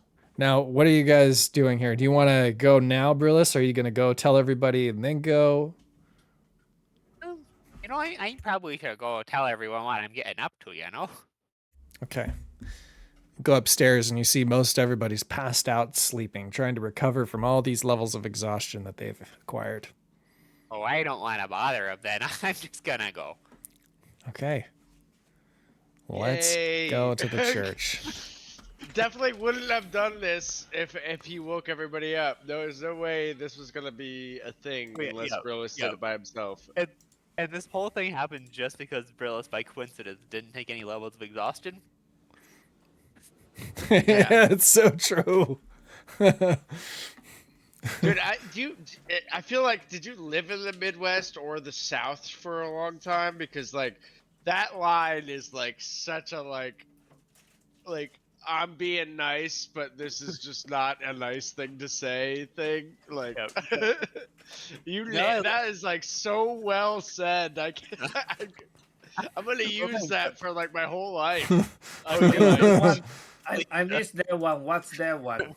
Oh, what's that one? He said it in his Midwest accent, like, well, that sure is a character trait of yours. Oh gosh, that sure is a character trait of yours, you know? What does he mean? What does he mean? It's just like so backhanded and nice. So basically, he's just saying like if you can't say anything nice, so he's trying to say something nice, but it's so like neutral that it actually sounds a little bit mean. Like he's holding himself back from saying something mean, so he says something that's really just kind of average. Yeah, well, that certainly is a thing, you know. Like he's basically just saying like that is a thing that you do. Yeah, that's a thing you do. like instead of like he would be like basically saying nothing, but he's trying to sound nice by saying it, but it's like it comes off as mean because of those two things, and it's like it's just like it's so in character. It's so in character and perfect, and like the character that he's trying to replicate like a specific part of the U.S. with this character that's like overly nice, but like they also can be not nice sometimes, like, but never to your face. They would never say anything to your face bad. And so this is like kind of like exactly what that's exactly something they would say. It was just like so perfect. It was a very, very good line in a well played character moment. I loved it so much. Thank you. I Okay. enjoy playing. He's a Sometimes those little lines just hit so perfectly that they're just like awesome, you know. Matt has a lot of them, but All right, you've arrived at the church. I need to check something. One moment. This is the Church of Bartholomew. Bartholomew. Do I know that it's the Church of Bartholomew? Is there like a place where it says it? It does say that outside on a sign. The Church of Bartholomew. Oh gosh, the Church of Bartholomew. I should see if I know anything about that church. You recognize it now, and you're like, oh, this is what she was talking about. She must have been referring to the Star Stone. Oh, of course, she's referring to the Starstone, you know. I mean, why didn't she just say it's like the shine off a patina of a well polished brogue, you know? I might have gotten it if she'd used that reference. Okay. I mean, being nitpicky here, Sunstone, Starstone, kind of shouldn't those be the same thing? True. I'm True. just being a dick. True, I'm just being true. a dickhead. No, you're totally right. We could call it... No, it's fine. I mean, Starstone is fine. Sun is just like one star, whereas a star could be any of the other ones. True, that Like is true. Earthstone versus Planet Stone. That is true. Yeah. We will call... Okay, yeah, we'll just leave it as it is. All right, so you've arrived at the Church of Bartholomew. I can hardly see you, by the way, Eric. Oh, I'll go turn on the light. It was really bright earlier, but it's gotten dark. Yeah, it's slowly made you harder and harder to see. Well, Well, this is just you guys- like characterizes my descent into darkness. You guys don't have the dark vision. I can see him clearly. I got dark vision. There we go. It should be easier to see now. Oh, so much easier. You're just yellow. Yep. I have some Wow, you're jaundice. so yellow. You look like Bert. Yep. I'm in a different room, and the lighting definitely hits different down here. I thought I am the Asian. Oh my god. Wait, what? That's not racist, right? If anybody else said it, it would be. Oh, sorry. I'll tell you what. Like, I work with an Asian woman, and she says the most out-of-pocket shit I've ever heard in my life about like 8 other Asians. Oh my god. It's so funny. We cannot do that all the time, though. One time I was in Nepal and this lady came up to me, this Asian lady, and she was like, oh, hi, blah, blah, blah. And she said the name, and I was like, I think you have the wrong person. She goes, oh, I'm sorry. You guys all look so much alike. I was cracking up. It was so funny.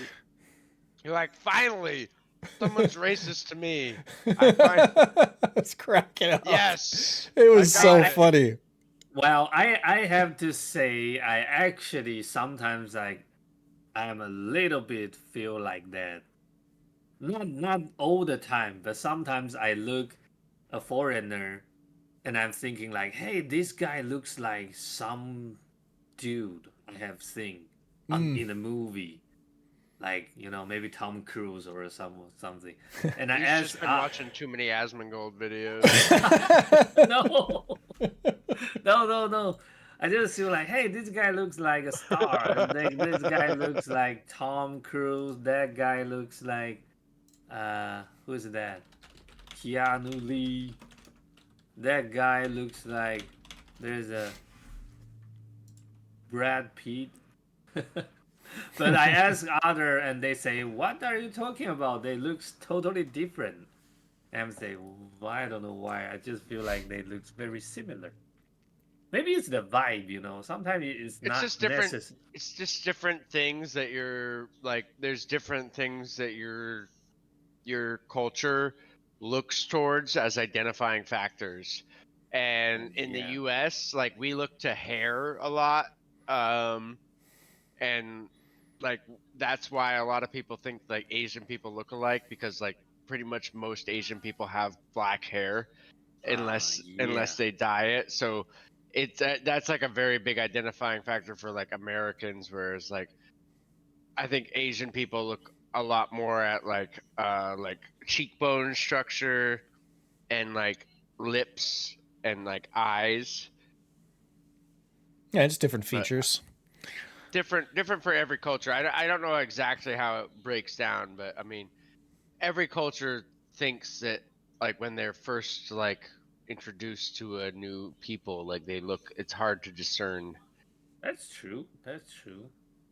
And especially like like, when you're younger and stuff too. It's just exposure. Yeah, it is. It's not Okay. necessarily racism, it's just exposure sometimes. It can be racism too though. yeah, like you guys like just like know if this guy is American or French by just looking at them? No. No. Mm-mm. Oh. It kind of makes sense. Like, But I feel like Asian countries are different though, because you can kind of tell with a lot more Asian countries. sometimes, yeah, but even me, sometimes if I just by look at them, I probably cannot tell if they are Korean or Chinese or Japanese at the first moment, like first second. I cannot like tell No. just by vision for like very quick. Like, But by speech probably. Definitely yeah, of course, speech. Maybe by speech, mannerisms. well, they're much easier to tell. All right. So you've walked into the Church of Bartholomew. It's very pristine in here. Everything is clean, polished. It's beautiful, opulent, even. Ooh. The Oh gosh, you know, it's a little ostentatious for my taste here, but you know, I mean, sometimes a shoe just needs a good lacing hook. As you walk out to the front doors, you see several beggars gathered around the doors, and this attendant is going, She, please, don't crowd the doors. We don't have any handouts for you today. Oh gosh, sorry to crowd the door there. Here, let me get out of the way. You cannot enter. You cannot enter. Please stay there. Who are you? Oh, I can? Oh, hey, my name's Brillis. I'm a shoemaker. Why can't I enter, friend? We've no handouts today, shoemaker. Oh, I don't need any handouts. You'll have to find some food at one of the shelters in town. We do not have any. Oh, I'm well fed, thank you very much. I'm just here to say hi and see what's... I'm a traveler to your city. I'm a merchant. I've been selling my shoes and doing pretty good business, you know. You mean you're here to worship Bartholomew? Sure. Tell me more about Bartholomew, you know. Oh, very well. Please enter. Well, I'm a worship for Bartholomew too. Me too. I'm also a worshiper. No, you're not. Scatter. Scatter like the rats that you are. He shoos them off, and the beggars walk down the steps and back into the street. You seem more of like a distinguished fellow. Tell me about yourself. Well, my name's Brillis. My family's made of stone now, so I'm trying to figure out how to turn them back. And, How terrible. trying every summon. I know it was a spell that went wrong, and, you know, I haven't been able to fix it. So I've been trying everything I can, you know, and if there's a god out there who could undo the curse of my spell and maybe even take these terrible powers away from me once I fix it, you know, I'll take him up on it. Oh, it's wonderful that you've come to the right place. He puts an arm around your shoulder. You've come to the most excellent place. Please have a seat in the pew here with me. And he, this is a different guy. There's another old guy that's sitting next to you. I see. It's not it's just there's no token. There's no token for this guy. Yeah, he's an old dude. He's got a real long beard. He hasn't had like a prep or rest or washed either in like 2 weeks. Keep that in mind, because we've only had short rests on the road for 2 weeks. Oh, walking true. into the city, so he does. Well, we did have a definitely long does rest to kind of. just get spell slots and HP back. So You like, did he just have a long rest. Yeah, you would have washed. Well, yeah, we did little have. bit. We did have. Yeah, I guess you did have that. Yeah. Yeah, But like, he's not in the best shape. actually, like- you're probably like- in pretty good shape, to be honest. Brillis didn't get exhaustion.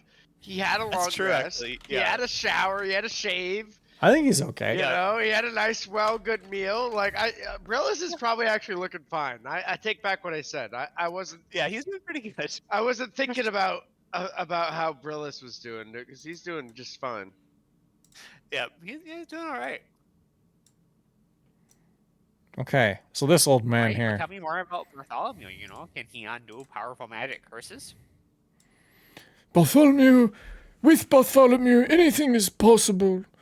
Anything.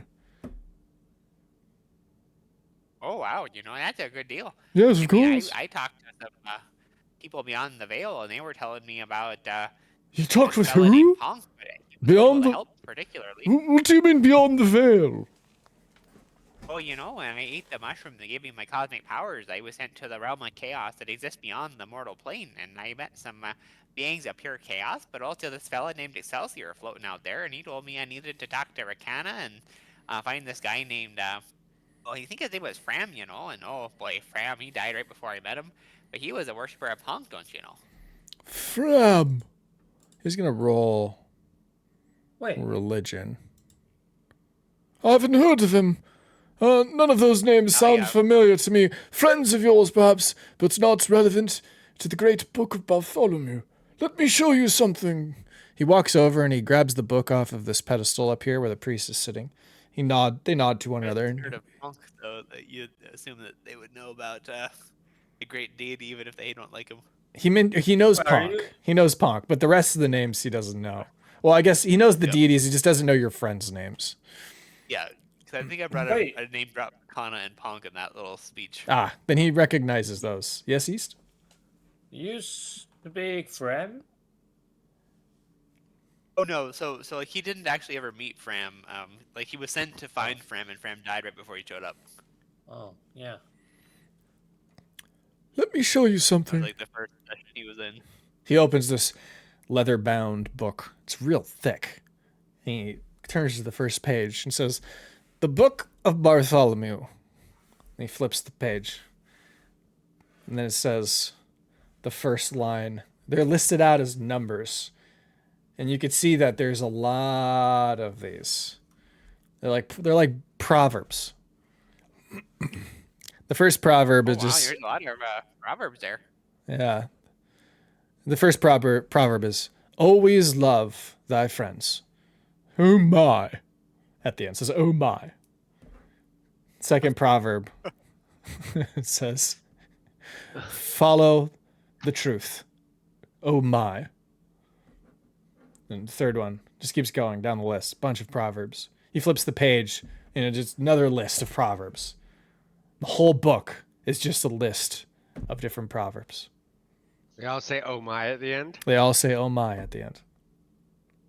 Oh gosh, dear, that's quite a book you got, you know. Oh my. That's Oh what I my. said. You're gonna have to start using that. The first time I said it, I let out a very long "oh my." You know, you sound just the way I picture his voice in my head, you know. He's a great deity, as he is. I've worshipped him for most of my life, and as you can see, many people crowd our doors to come and worship him, but we cannot accommodate everyone. We just do not have the food. Unfortunately, most of the money is, well, it's gone. Oh, that's a sad story, Fred. What happened to it, you know? Well, we've given much of it out to the beggars already, spent it on food. But they eat and then they go and spend the money that they receive from government stipends at taverns, getting drunk and warming themselves by fires with other malfeasance.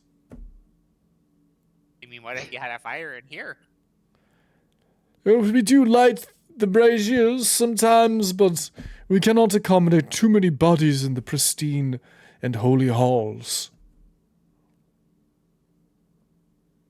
You know, I'm not one to tell you how to do your job, but maybe if you had more people in here, you know, it would be a warmer place with all their body heat, you know?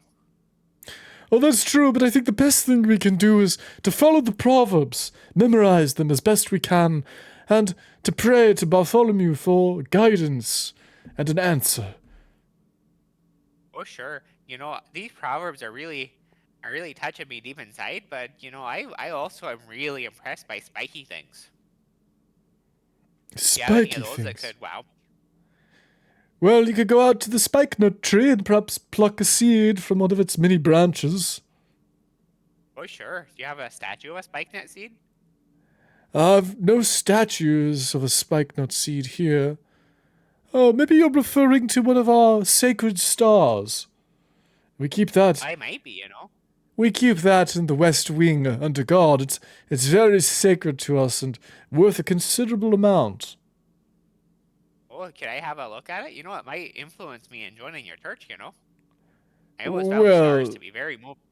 Unfortunately, that is the western wing of the church is forbidden for outsiders to visit. Oh. Well, you know, I'm not a real fan of places that separate us into outsiders and insiders. I just want everyone to just be a sider, you know? Well, that's just... That seems all well and dandy, but, it's impossible for me to let you into the West Wing, you see. I suppose... yes, it's not possible. Oh, that's a real shame there. Is there, like, a door I can see that leads to the West Wing from where we're at? There'd be a door up here on this platform. Okay. Yeah. Is it like a locked door, like solid oak, or is it like bars on it? It looks like it's a locked metal door. Okay. Okay, you know, I'm gonna have to pray on this and maybe come back later. Is the temple always open to me and my friends? Oh, yes, very well. Next time you come, I shall, here, take this. And he gives you, like, a pocketbook. And it's got all the proverbs in it. It's really thick, but it's like a smaller version of it. He hands it to you. Memorize the first 3 lines and come back to me tomorrow, and we shall see what you've learned. Oh, sure. Is there a time when everyone's here? I'd hate to show up when there's nobody around. But tell me all the times when there would only be you guys, or all the times when I shouldn't show up. Oh, well, we live on the premises. Most of the time we are in the church, except for at night when we retire in our rooms to sleep. Oh, of course. That makes sense there, you know. I definitely should not show up after dark then. But if I'm not around and it's an emergency or you need something, you can find me out back in in my house. Oh, we lost Jeff. There. So if I just feel moved by the spirit of Bartholomew there, then, and I show up at night, I'll just have to come find you first. Oh, very well. That'll be wonderful. Don't let the beggars step on your toes on the way out. They can be somewhat fierce when they're hungry. Oh, don't worry. I got myself a real solid toe cap. Trust me on that one, friend. Change my background and it, like, turned my whole shit off. Oh, no worries. Oh, it was a pleasure meeting with you, brothers. And, oh my. May the oh my's always be with you. Oh my to you too, sir. What was your name, friend? I'm Priest Lonnie. You know, the buildup was really worth it there. That was an excellent name, friend. A pleasure to meet you, brothers. You too, Lonnie. You know, you take care there. Yes, you as well. You hear them beginning to pray in the church. It's got these like beautiful acoustics. So Brillis is gonna go back and see who wants to join him for an evening heist. Okay. He's sure that he is like the smoothest operator ever. That like he's, you know, been like this perfect double agent, subtly looking for clues. Okay. I better start memorizing this book so that if they catch me, I can recite some of these oh my's. He asks you to memorize 3 lines, not the first 3, but 3 random lines from the book, and you'll have to come back and then say what those lines are later. Okay. All right. And we're back here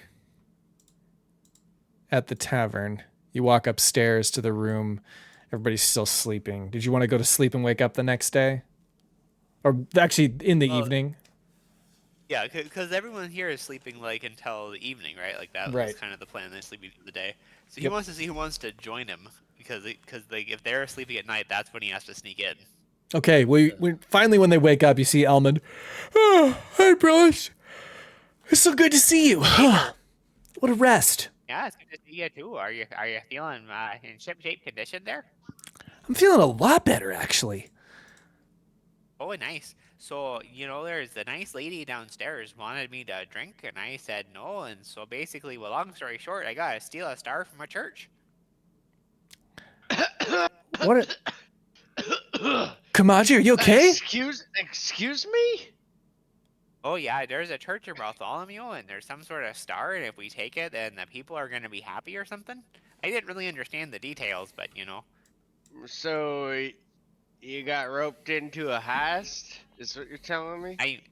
It sounds like it, I just got to steal a star and memorize 3 lines from this book, and I hold up the book. Brillis, you of all people, I would think wouldn't be against stealing, and you're stealing from a church? I mean, it's when you put it that way. I mean, it sounded more reasonable when, you're right. Gosh, that's what happens. Boy, I'm glad you caught me before I did something rash. Oh my god. Lay it all out there. Why were you about to steal from this church? What made it so compelling? Well, she was telling me, that there's something to do with the happiness of the poor people, and they were crowding around trying to get into the church there, and they weren't getting any food. So maybe she's onto something. If I take their star, maybe it'll help them out. I don't know. What did the church do to deserve such a punishment? Well, they tried to keep him out of her tavern there. They said they had too much like alcohol or something.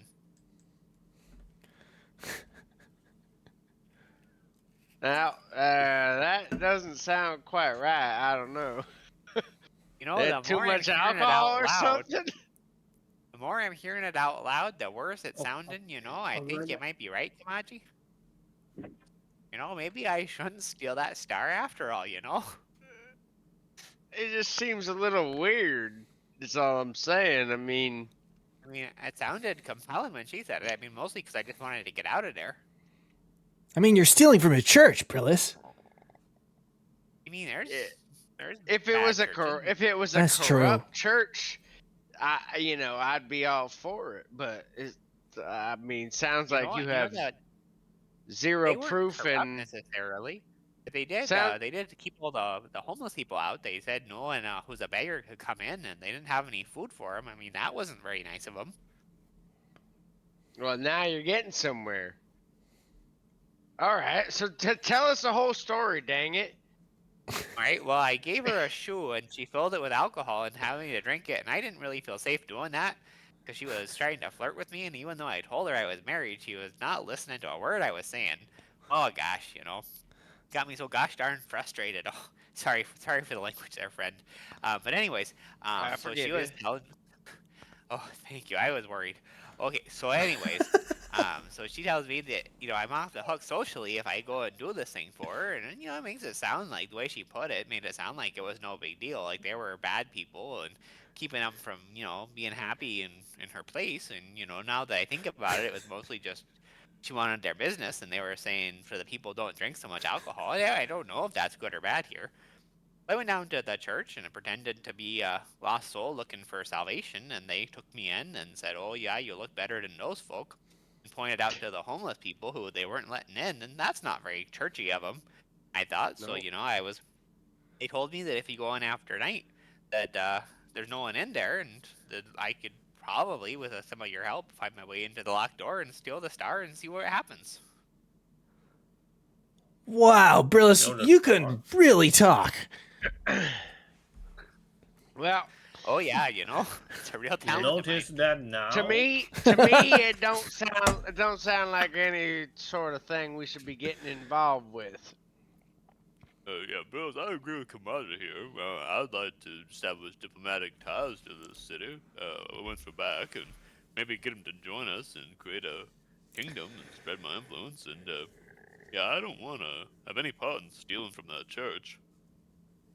Thievery, especially from an established church at this moment in time, seems like a darn right idiotic idea, if I do say so myself. Sorry, I do not mean to insult you, Brillis. I know you're a people pleaser to the core, but I think sometimes maybe you need to think a little more before you start pleasing the peoples. You sound like you're right. So what do I tell the person behind the bar there? I did make a promise, I reckon No, you he did, fuck off. and I reckon we go to bed and we head on out, pay our tab, and find a new place to stay for the remainder. I need another day's rest after this, but that'll be it. Okay, I guess that makes sense. I'll think about what I did, and guess I won't be stealing any stars tonight. We do another long rest already? Yeah, you can get rid of your exhaustion. You're good now. No. Well, Not me. looks like Kamaji still needs to sleep a little bit. You're looking better, but still battered up a bit. I still have Brillis, 2 levels. I still have a halved speed and disadvantage on ability checks. okay. So I need Yeah. another either full day of sleeping or 2 different long rests. Which at And this point, I'm like okay. The 2, having the disadvantage on the saving throws at 3 is really, and attack rolls is really the big thing. So 2, I'm okay to move around and do stuff if we want to. Sure. I think we should definitely move hotels because we're about to break a promise. Sure. I do want to hear from East And real quick. I want to try a thing. So, Learness, like, put his energy, all his energy, to save As a money, level right? as a level 20 monk, yes. And deity. And a deity. Can I try to take Kamaji's exhaustion level to myself? I want to try it. You could try it again. You can roll your roll. Like, suck the evil negative energy from his body. Oh man, Uh, East is already sucking me off already. oh Jeez. fuck. Man, this is hard. You Nope. are a tough guy, hard to suck. You got to suck harder, East. Man, that sounds so bad.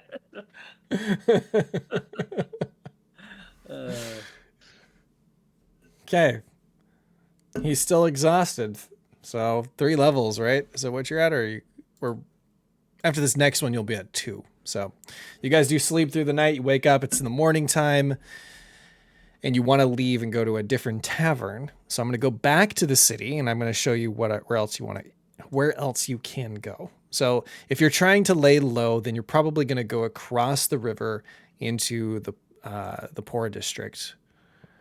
Could we have gotten a map of the city from anybody in the tavern? You can always get a map. You can roll investigation to see if they sell something here. Okay, Kamaji, since he asked, I guess. There are maps available. Wait. Yeah. I had to roll disadvantage. I still am exhausted a little bit. There's a map available. It's behind the counter, and it looks like it's It's like partially unfolded. Maybe it's not something that she would typically sell here, but it's something she has.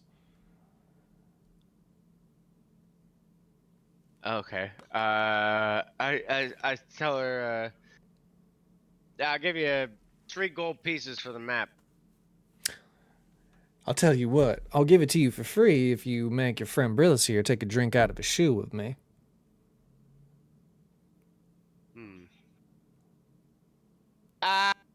I'd rather pay you. What's your price? Oh, that's a shame. It's no fun.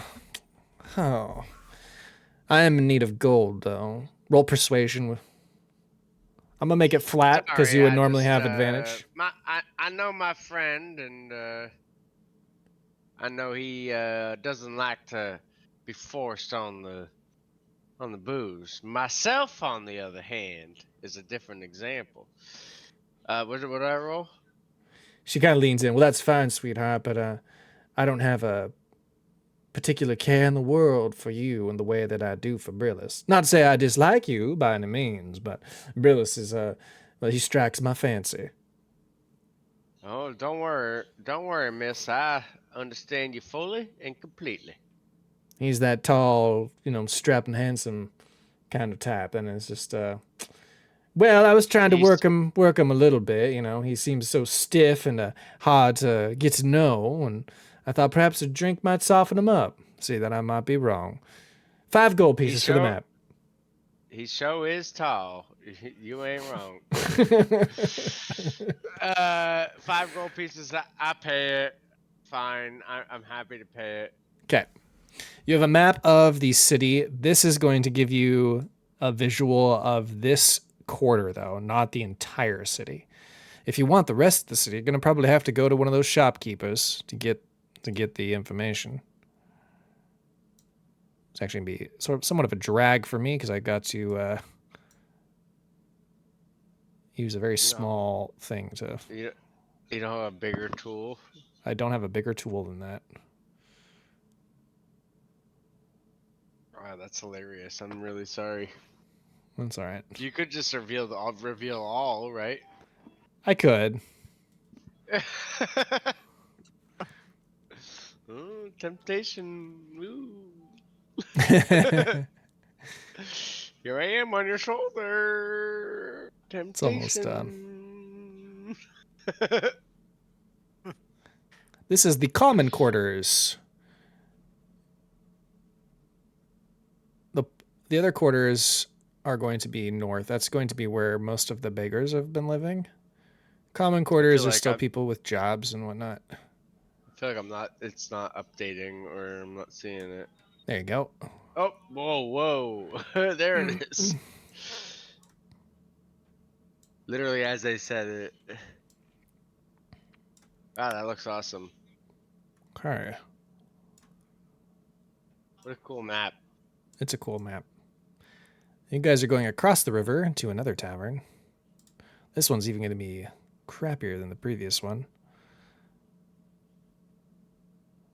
Let me get it for you. Across the river on this side? Yep. Nice. We get to see a little more map.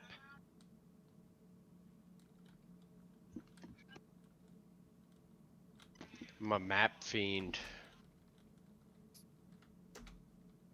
Show me the map.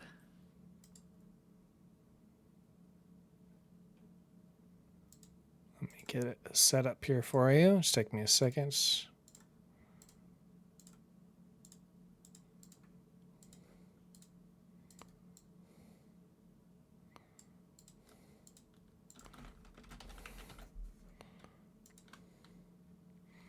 Okay, and you're going to be walking this direction and up here to a tavern and inn known as Yogi's Place.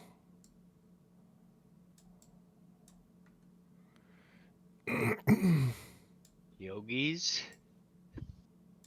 Hey, Right, so just to verify let's go here, get that picnic basket. I'm gonna say no.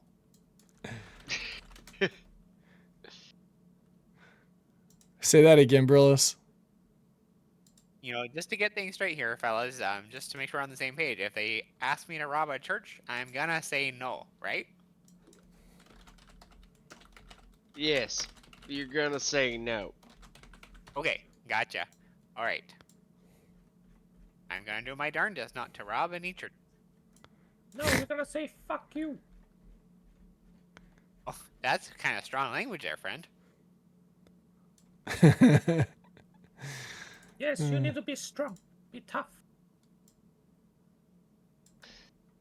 I'm gonna say no, thank you, and then I'm gonna say it very strongly. No, thanks.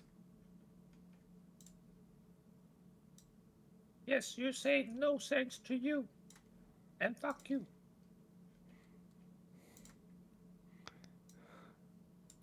All right, I'm gonna say F you there, friend. Oh no, that's a little much for me. Nice. You're learning. I'm proud. Oh gosh, what would my son Brandon and my daughter Claire think of me now?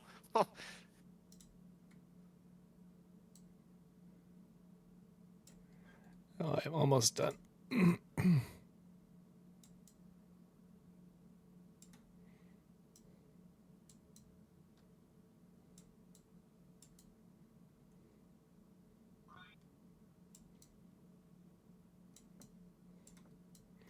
All right. You know, Chris are gonna teach Brillis. Yo, Brillis, every time anyone trying to make you do something, you just roar very loudly. Ah! That won't be done. All right, we give it a try there. R. Sure. How about that? Pretty good. Keep practicing. Oh, thank you there. Grr, I'll practice every day there, just for you, friend. Summon your inner bear, you know? You always got an inner bear or boar inside you. A bear or a boar? Oh, what a choice, friend. We actually have training rules in the Google Sheets doc. Oh. So if you kept track of all the days that passed, and you say that Brillis is training intimidation, you could eventually gain proficiency and then expertise over the course of enough days. Wait, really? I want to do that. I mean, I'm not saying it's gonna happen. I mean, it takes a lot of days, and honestly, I stopped doing it because it's like it's so easy to forget. Yeah. You just got to do it on your own time. It's not a thing you can be like stopping stuff about, but like I want to do a training. I want to train Rune to learn how to heal people with key points. No, that's not a thing. It's not a thing. Why? That's not a thing. I can. How about making That a sounds- feat, you know? It sounds like a Make it whole make it- other subclass. You know what I mean? How about I don't we make know. it a It's feat kinda that like a- there you make it a feat that combat just doesn't exist because East just wins in one round. No, that's not that OP. What you guys talking about? Just like, you know. You're already the best character. You already do the most Yeah. damage. What more do you want? I want to sacrifice my damage. You know, I don't want Swift Slayer anymore. That's just damage. I want to provide some help. You want to do healing? You could take a level of cleric. But speaking of things we always That forget to sounds do, actually we pretty need to cool. Buy more arrows. Can we just say he found a merchant somewhere on the way and like restocked his quiver? Sure. I mean, we're literally in a big city. You should have no problem Yep. doing that. Yeah. And you guys walk in. Oh, good. I just said something I forget to do a lot when we're in cities. I wanted to remember. Yeah, 100%. Specifically say I'm doing it. If you want to do healing East, I would recommend going into cleric, trying to create a whole other like monk healer. It sounds like what you're describing should be a subclass. We could try to work something. It's called Tranquility Monk, and it's not your subclass. Yeah. So Wait, what? There is a subclass? I'm not familiar with it, but Apparently there's I played it. I played it. What do you mean you're not familiar with it? I played it. I don't remember it. I don't remember the specifics of what it does, but That was what Bark was. that was so long ago. That was like Bark, though? I remember Bark. Yeah, I thought he was a druid. A memorable character. So to give an idea, he was a druid, bro. He was a druid. You're right. He had the berry spell. You know? No, he was a druid. He was a druid. Who are you thinking of? What am I thinking of? You're right. I never knew you played a healing monk. I didn't. Never. I mean, I have so many character concepts. I might have gotten it mixed up. Okay. So what's that? Also, clearly I'm having a bad brain day. So I am too. It's all right. I'm not trusting my brain on hardly anything. What's that monk? Way of Tranquility monk. Tranquility. Tranquility, yeah. I didn't see it. One second. There you go. That's the word. Well, I cannot change the subclass though. You can't. You'd have to retrain for something like that. Now, but I'm going to get back to our narrative here. You guys have walked across the river and you've gone to Yogi's place. Now, this inn is even crummier than the last one. It's got large cobwebs that are taking up the corners. He's got like piles of wood and hay stacked in the corners as well. There's a lot of patrons in here though. And he is like laughing heartily behind the bartending counter. And he seems to be like drying some cup as he's chatting with some people at a table. They go back to their conversation and he looks over at you as you walk through the door. Welcome there, friends. Come on in. Come on in. Take a seat. What can I get you?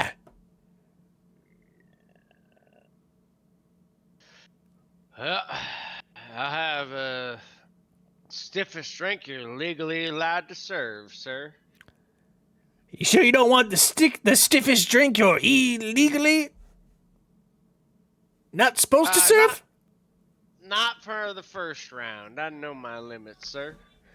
But I All right. appreciate the offer. I'll get you some. Send a chill right up your spine, make you take shits like you never take shits before. Now here. Pulls out a cup, grabs a bottle from behind the counter. It's got this very, I don't know, what's the word I'm looking for? Very kind of a virulent green in it. He just like pours it into the cup, hands it over to you. Alright, I'm gonna drink it. Okay, roll a Constitution saving throw.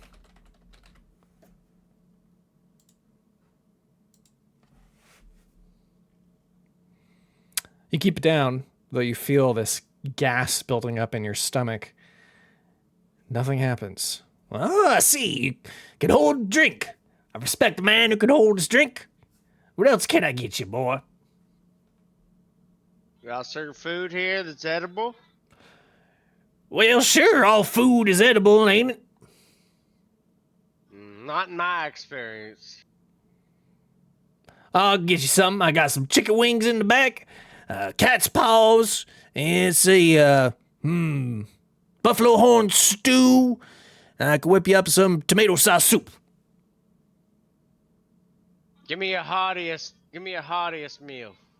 Hardest meal coming right up. That's going to be buffalo horn soup. Nice stew with lots of thick vegetables inside and some big chunks of buffalo meat. Sounds good. He brings over a hot steaming bowl for you, sets it on the counter in front of you. What's it smell like? It smells like beef stew. Good. Yeah, seems good enough. To my standards, to Kamaji standards. Not to your standards, but for a establishment like this, it seems acceptable enough. Okay, well then I'm gonna roll an insight check on the barkeep. See if he is who he says he is. And I'm also gonna keep detect magic up while I'm in here just to see if I detect any like spells at work, like any No magic. deception. No magic. Okay. And Does he seem as he is? Yes, he does. He does. I'm gonna slurp that soup like nobody's business. Soup goes down fine. It tastes like beef stew, but it's like maybe slightly undersalted. Could use some more, I don't know, ingredients to make the stew more flavorful. It's not that great. I mean, can I say that I have salt on me 100%. I also have prestidigitation that can salt and season it. I'm not gonna sit there and eat poorly seasoned stew. I'm gonna fix it. You can roll sleight of hand to throw it in, see if you can fix it without him noticing. No, I'm not gonna try and. I'm gonna be open about the fact that it's underseasoned. Because as a chef, I'm confident in myself. Well, let me tell you something there, sir. What's your name? My name's Kamaji Mandolin. Kamaji Mandolin. Well, I got a lot of people to feed around here. All the beggars usually come to my tavern or down across the river at Ruby's for food because the damn church won't do nothing about it. Now, I don't have that much salt left in my kitchen stores, so I do with what I have. You understand? I'm sorry it's not to your liking. Sir, I did not complain. I did not voice any complaints to you. Or to I see the grimace else. stricken across your face, boy.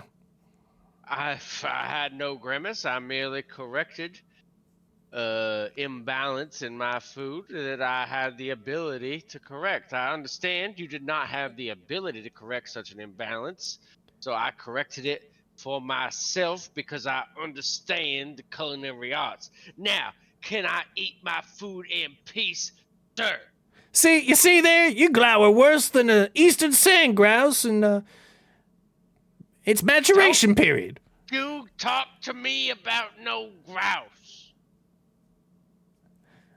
Very well. If I had a grouse to cook, I'd cook one up for you and feed it to you right now, but I don't. So, I'm just doing with what we got.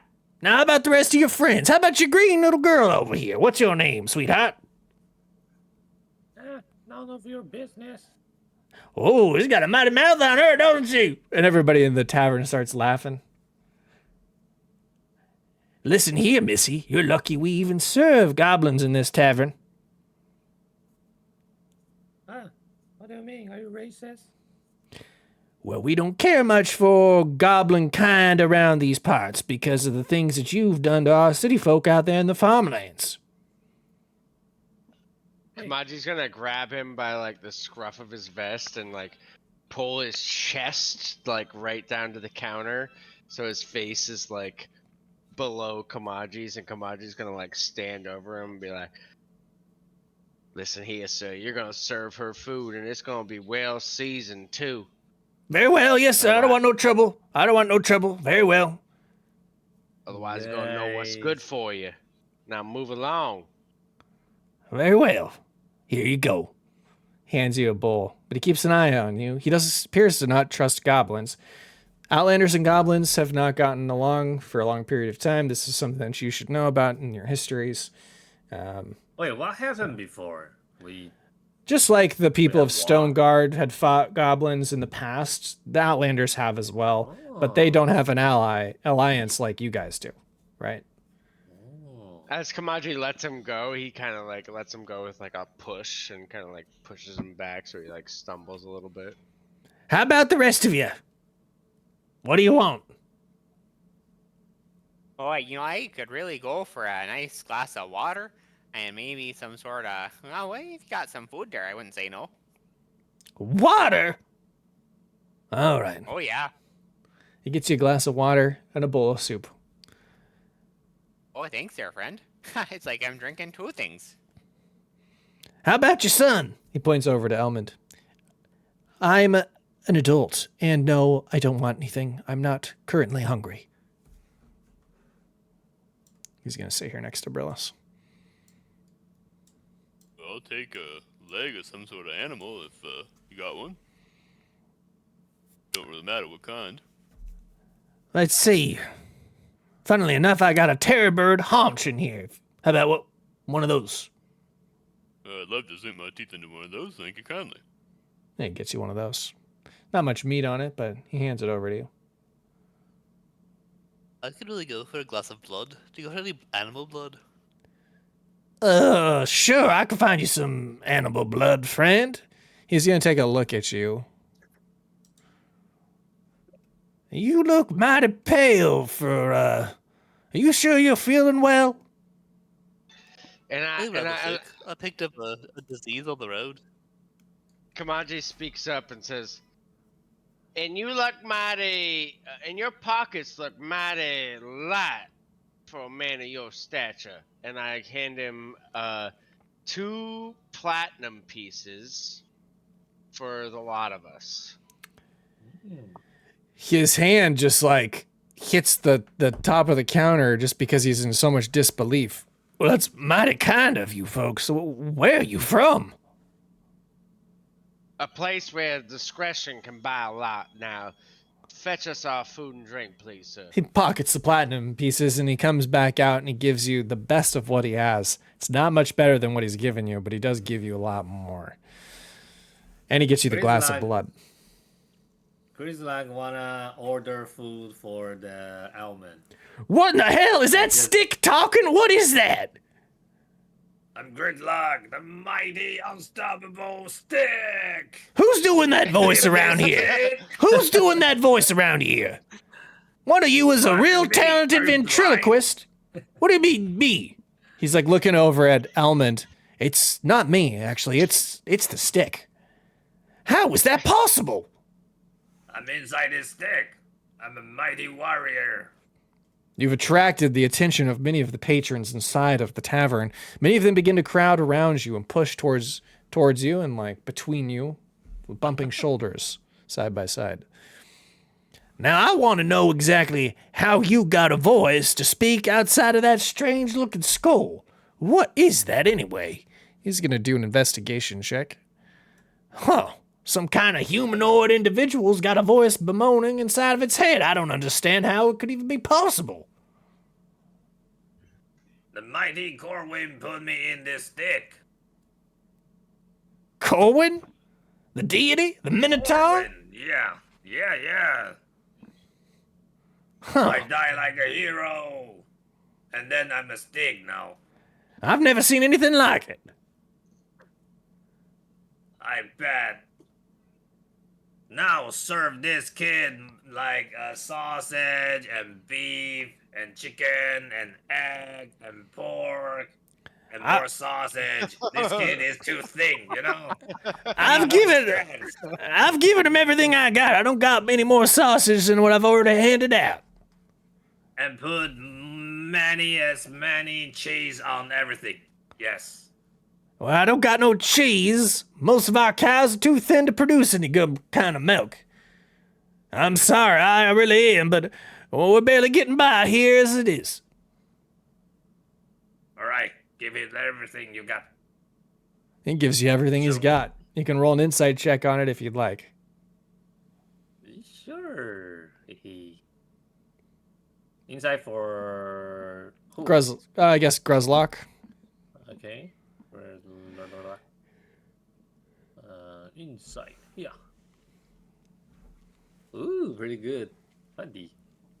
He's given you everything he's got. I mean, it's in moderation, and it's because they just don't have a lot of supplies for everyone. He definitely doesn't like ruin.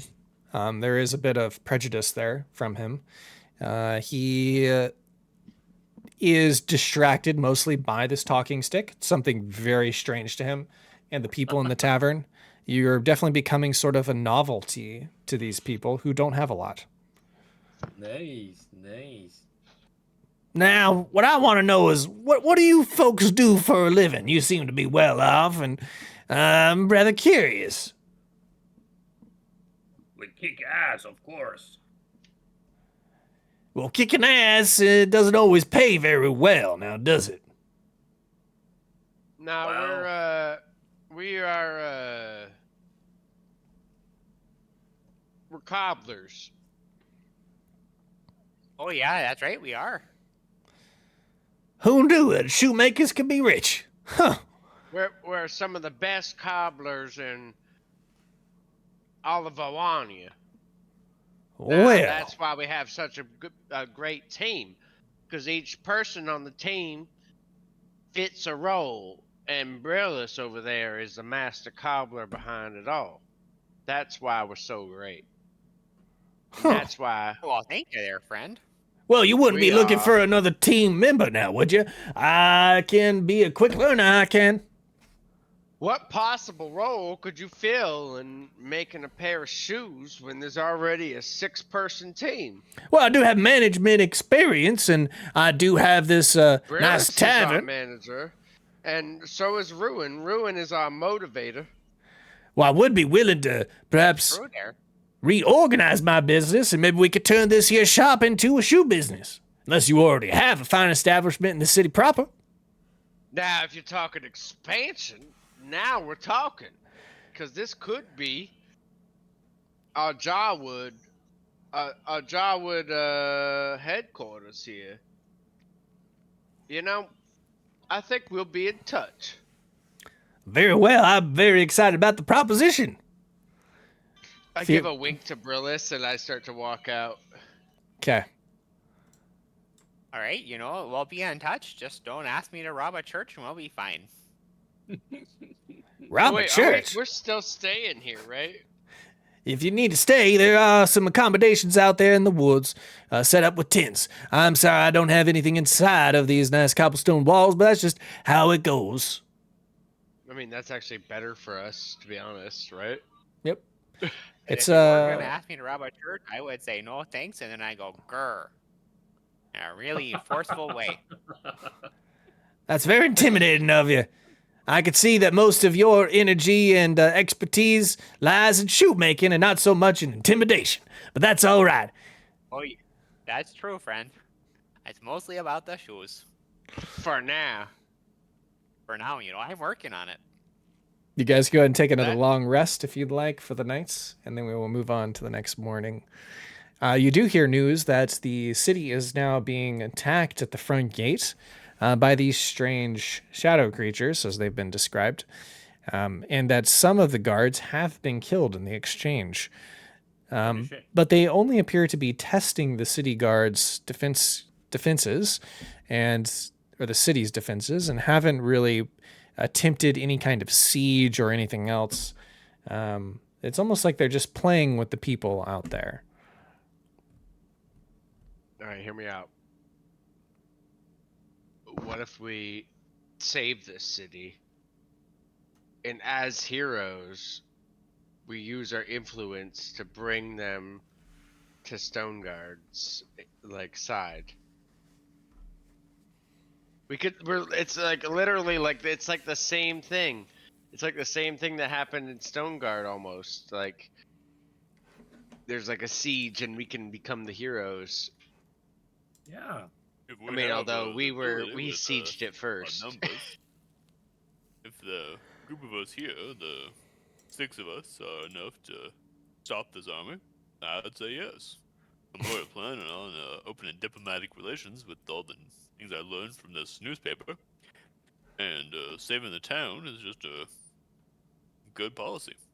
Well, the 6 of us, may not be enough to sway it, but we're out of time. We're out of time to teach anybody magic, so we kind of just have to pray and hope that the 6 of us mostly well rested. I'm mostly okay. I'm actually normal. Now, Stoneguard is ways away, but if we could get an army from Stoneguard out here in time, we could tip the tide. Depends how long we can hold the siege and how long we can get message to Stoneguard. What would be the fastest way to get to... I reckon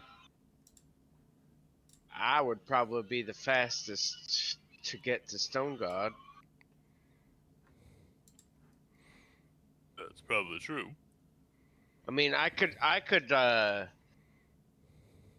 move arguably significantly faster than everybody else. I mean, I can move.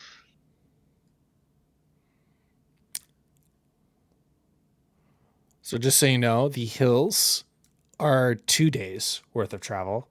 Mountain peaks are 3 days travel. That's fine, but I have magic. Okay. And I have that fall spell. That fall spell can be hyper powerful if I use the right angle. Because if I put myself at like a 45, 60 degree angle, I can fall so far up. So you could climb to the top of the mountain 3 days and then fall, and you would get to Stone Guard. Yeah, but I have feather fall, and now I have 6 spell slots too. So, yeah. So basically, yeah, I can move vertically 500 feet straight up in 6 seconds. I mean, obviously, I'm gonna have some angle to that, but even a 10-degree angle could get me up like a huge face. Super fast, and I could do that with precise movement. I could do it 6 times if it was straight up. If I thought I was gonna fall a ways before it, I could only do it 3 times to catch myself with feather fall. Okay. Well, now and then that also refreshes every single time I long rest, and I actually also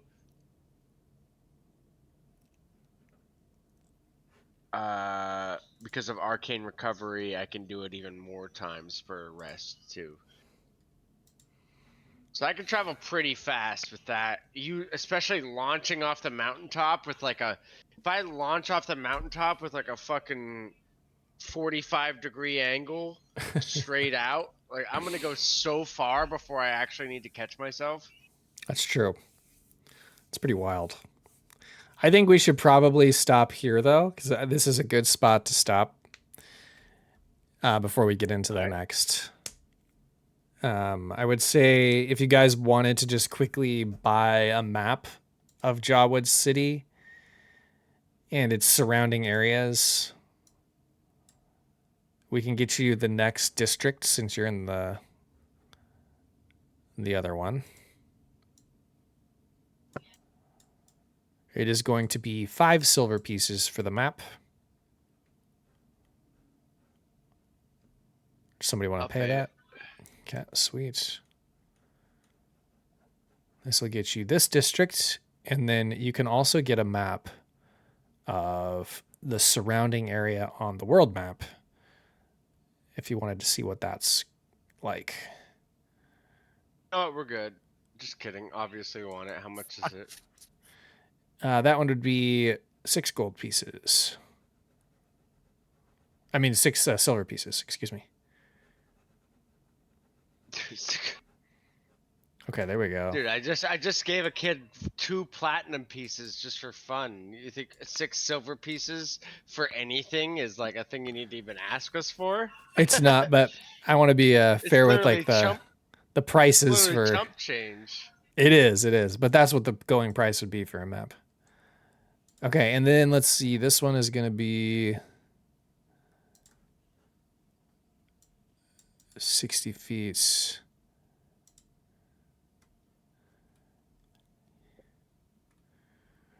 You can get the surrounding areas and the rest of the mountain range.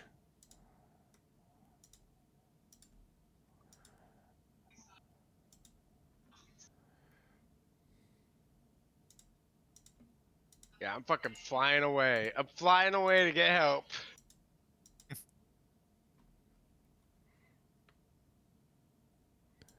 And then we're going to actually do a little bit more. The surrounding plains. They would also have knowledge of the coastline.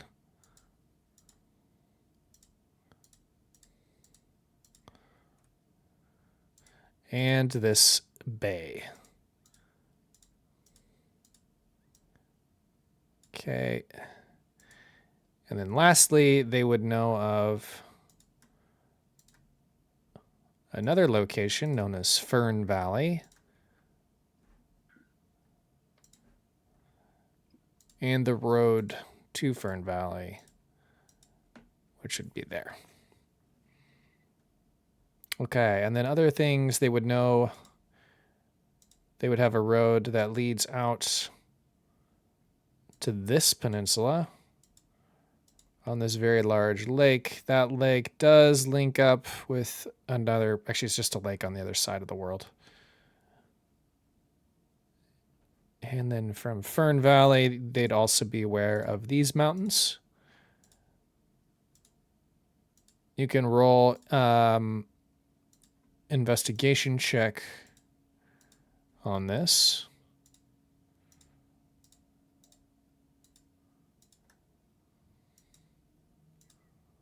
Quick investigation. Here that Everybody can see what they've heard while they're in the city. There's, looks like Kamaji and Rig, you both heard that there's rumors of them trying to find another source of gemstones. And one of those possibilities is in these mountain ranges over here.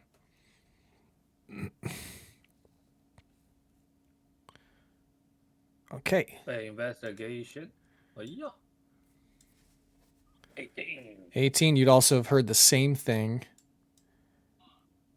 Okay. So they're currently surveying these other mountains for more gemstones. Okay, that is it. We will stop here for the evening. Thanks to everybody for tuning in. We will see you guys next week for episode number 4. Have a good one.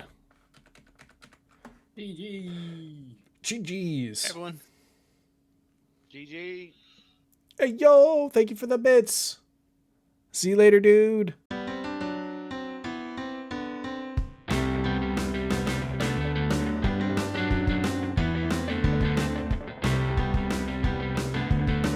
I guess I couldn't stand it. Now I finally feel free as we explore this planet.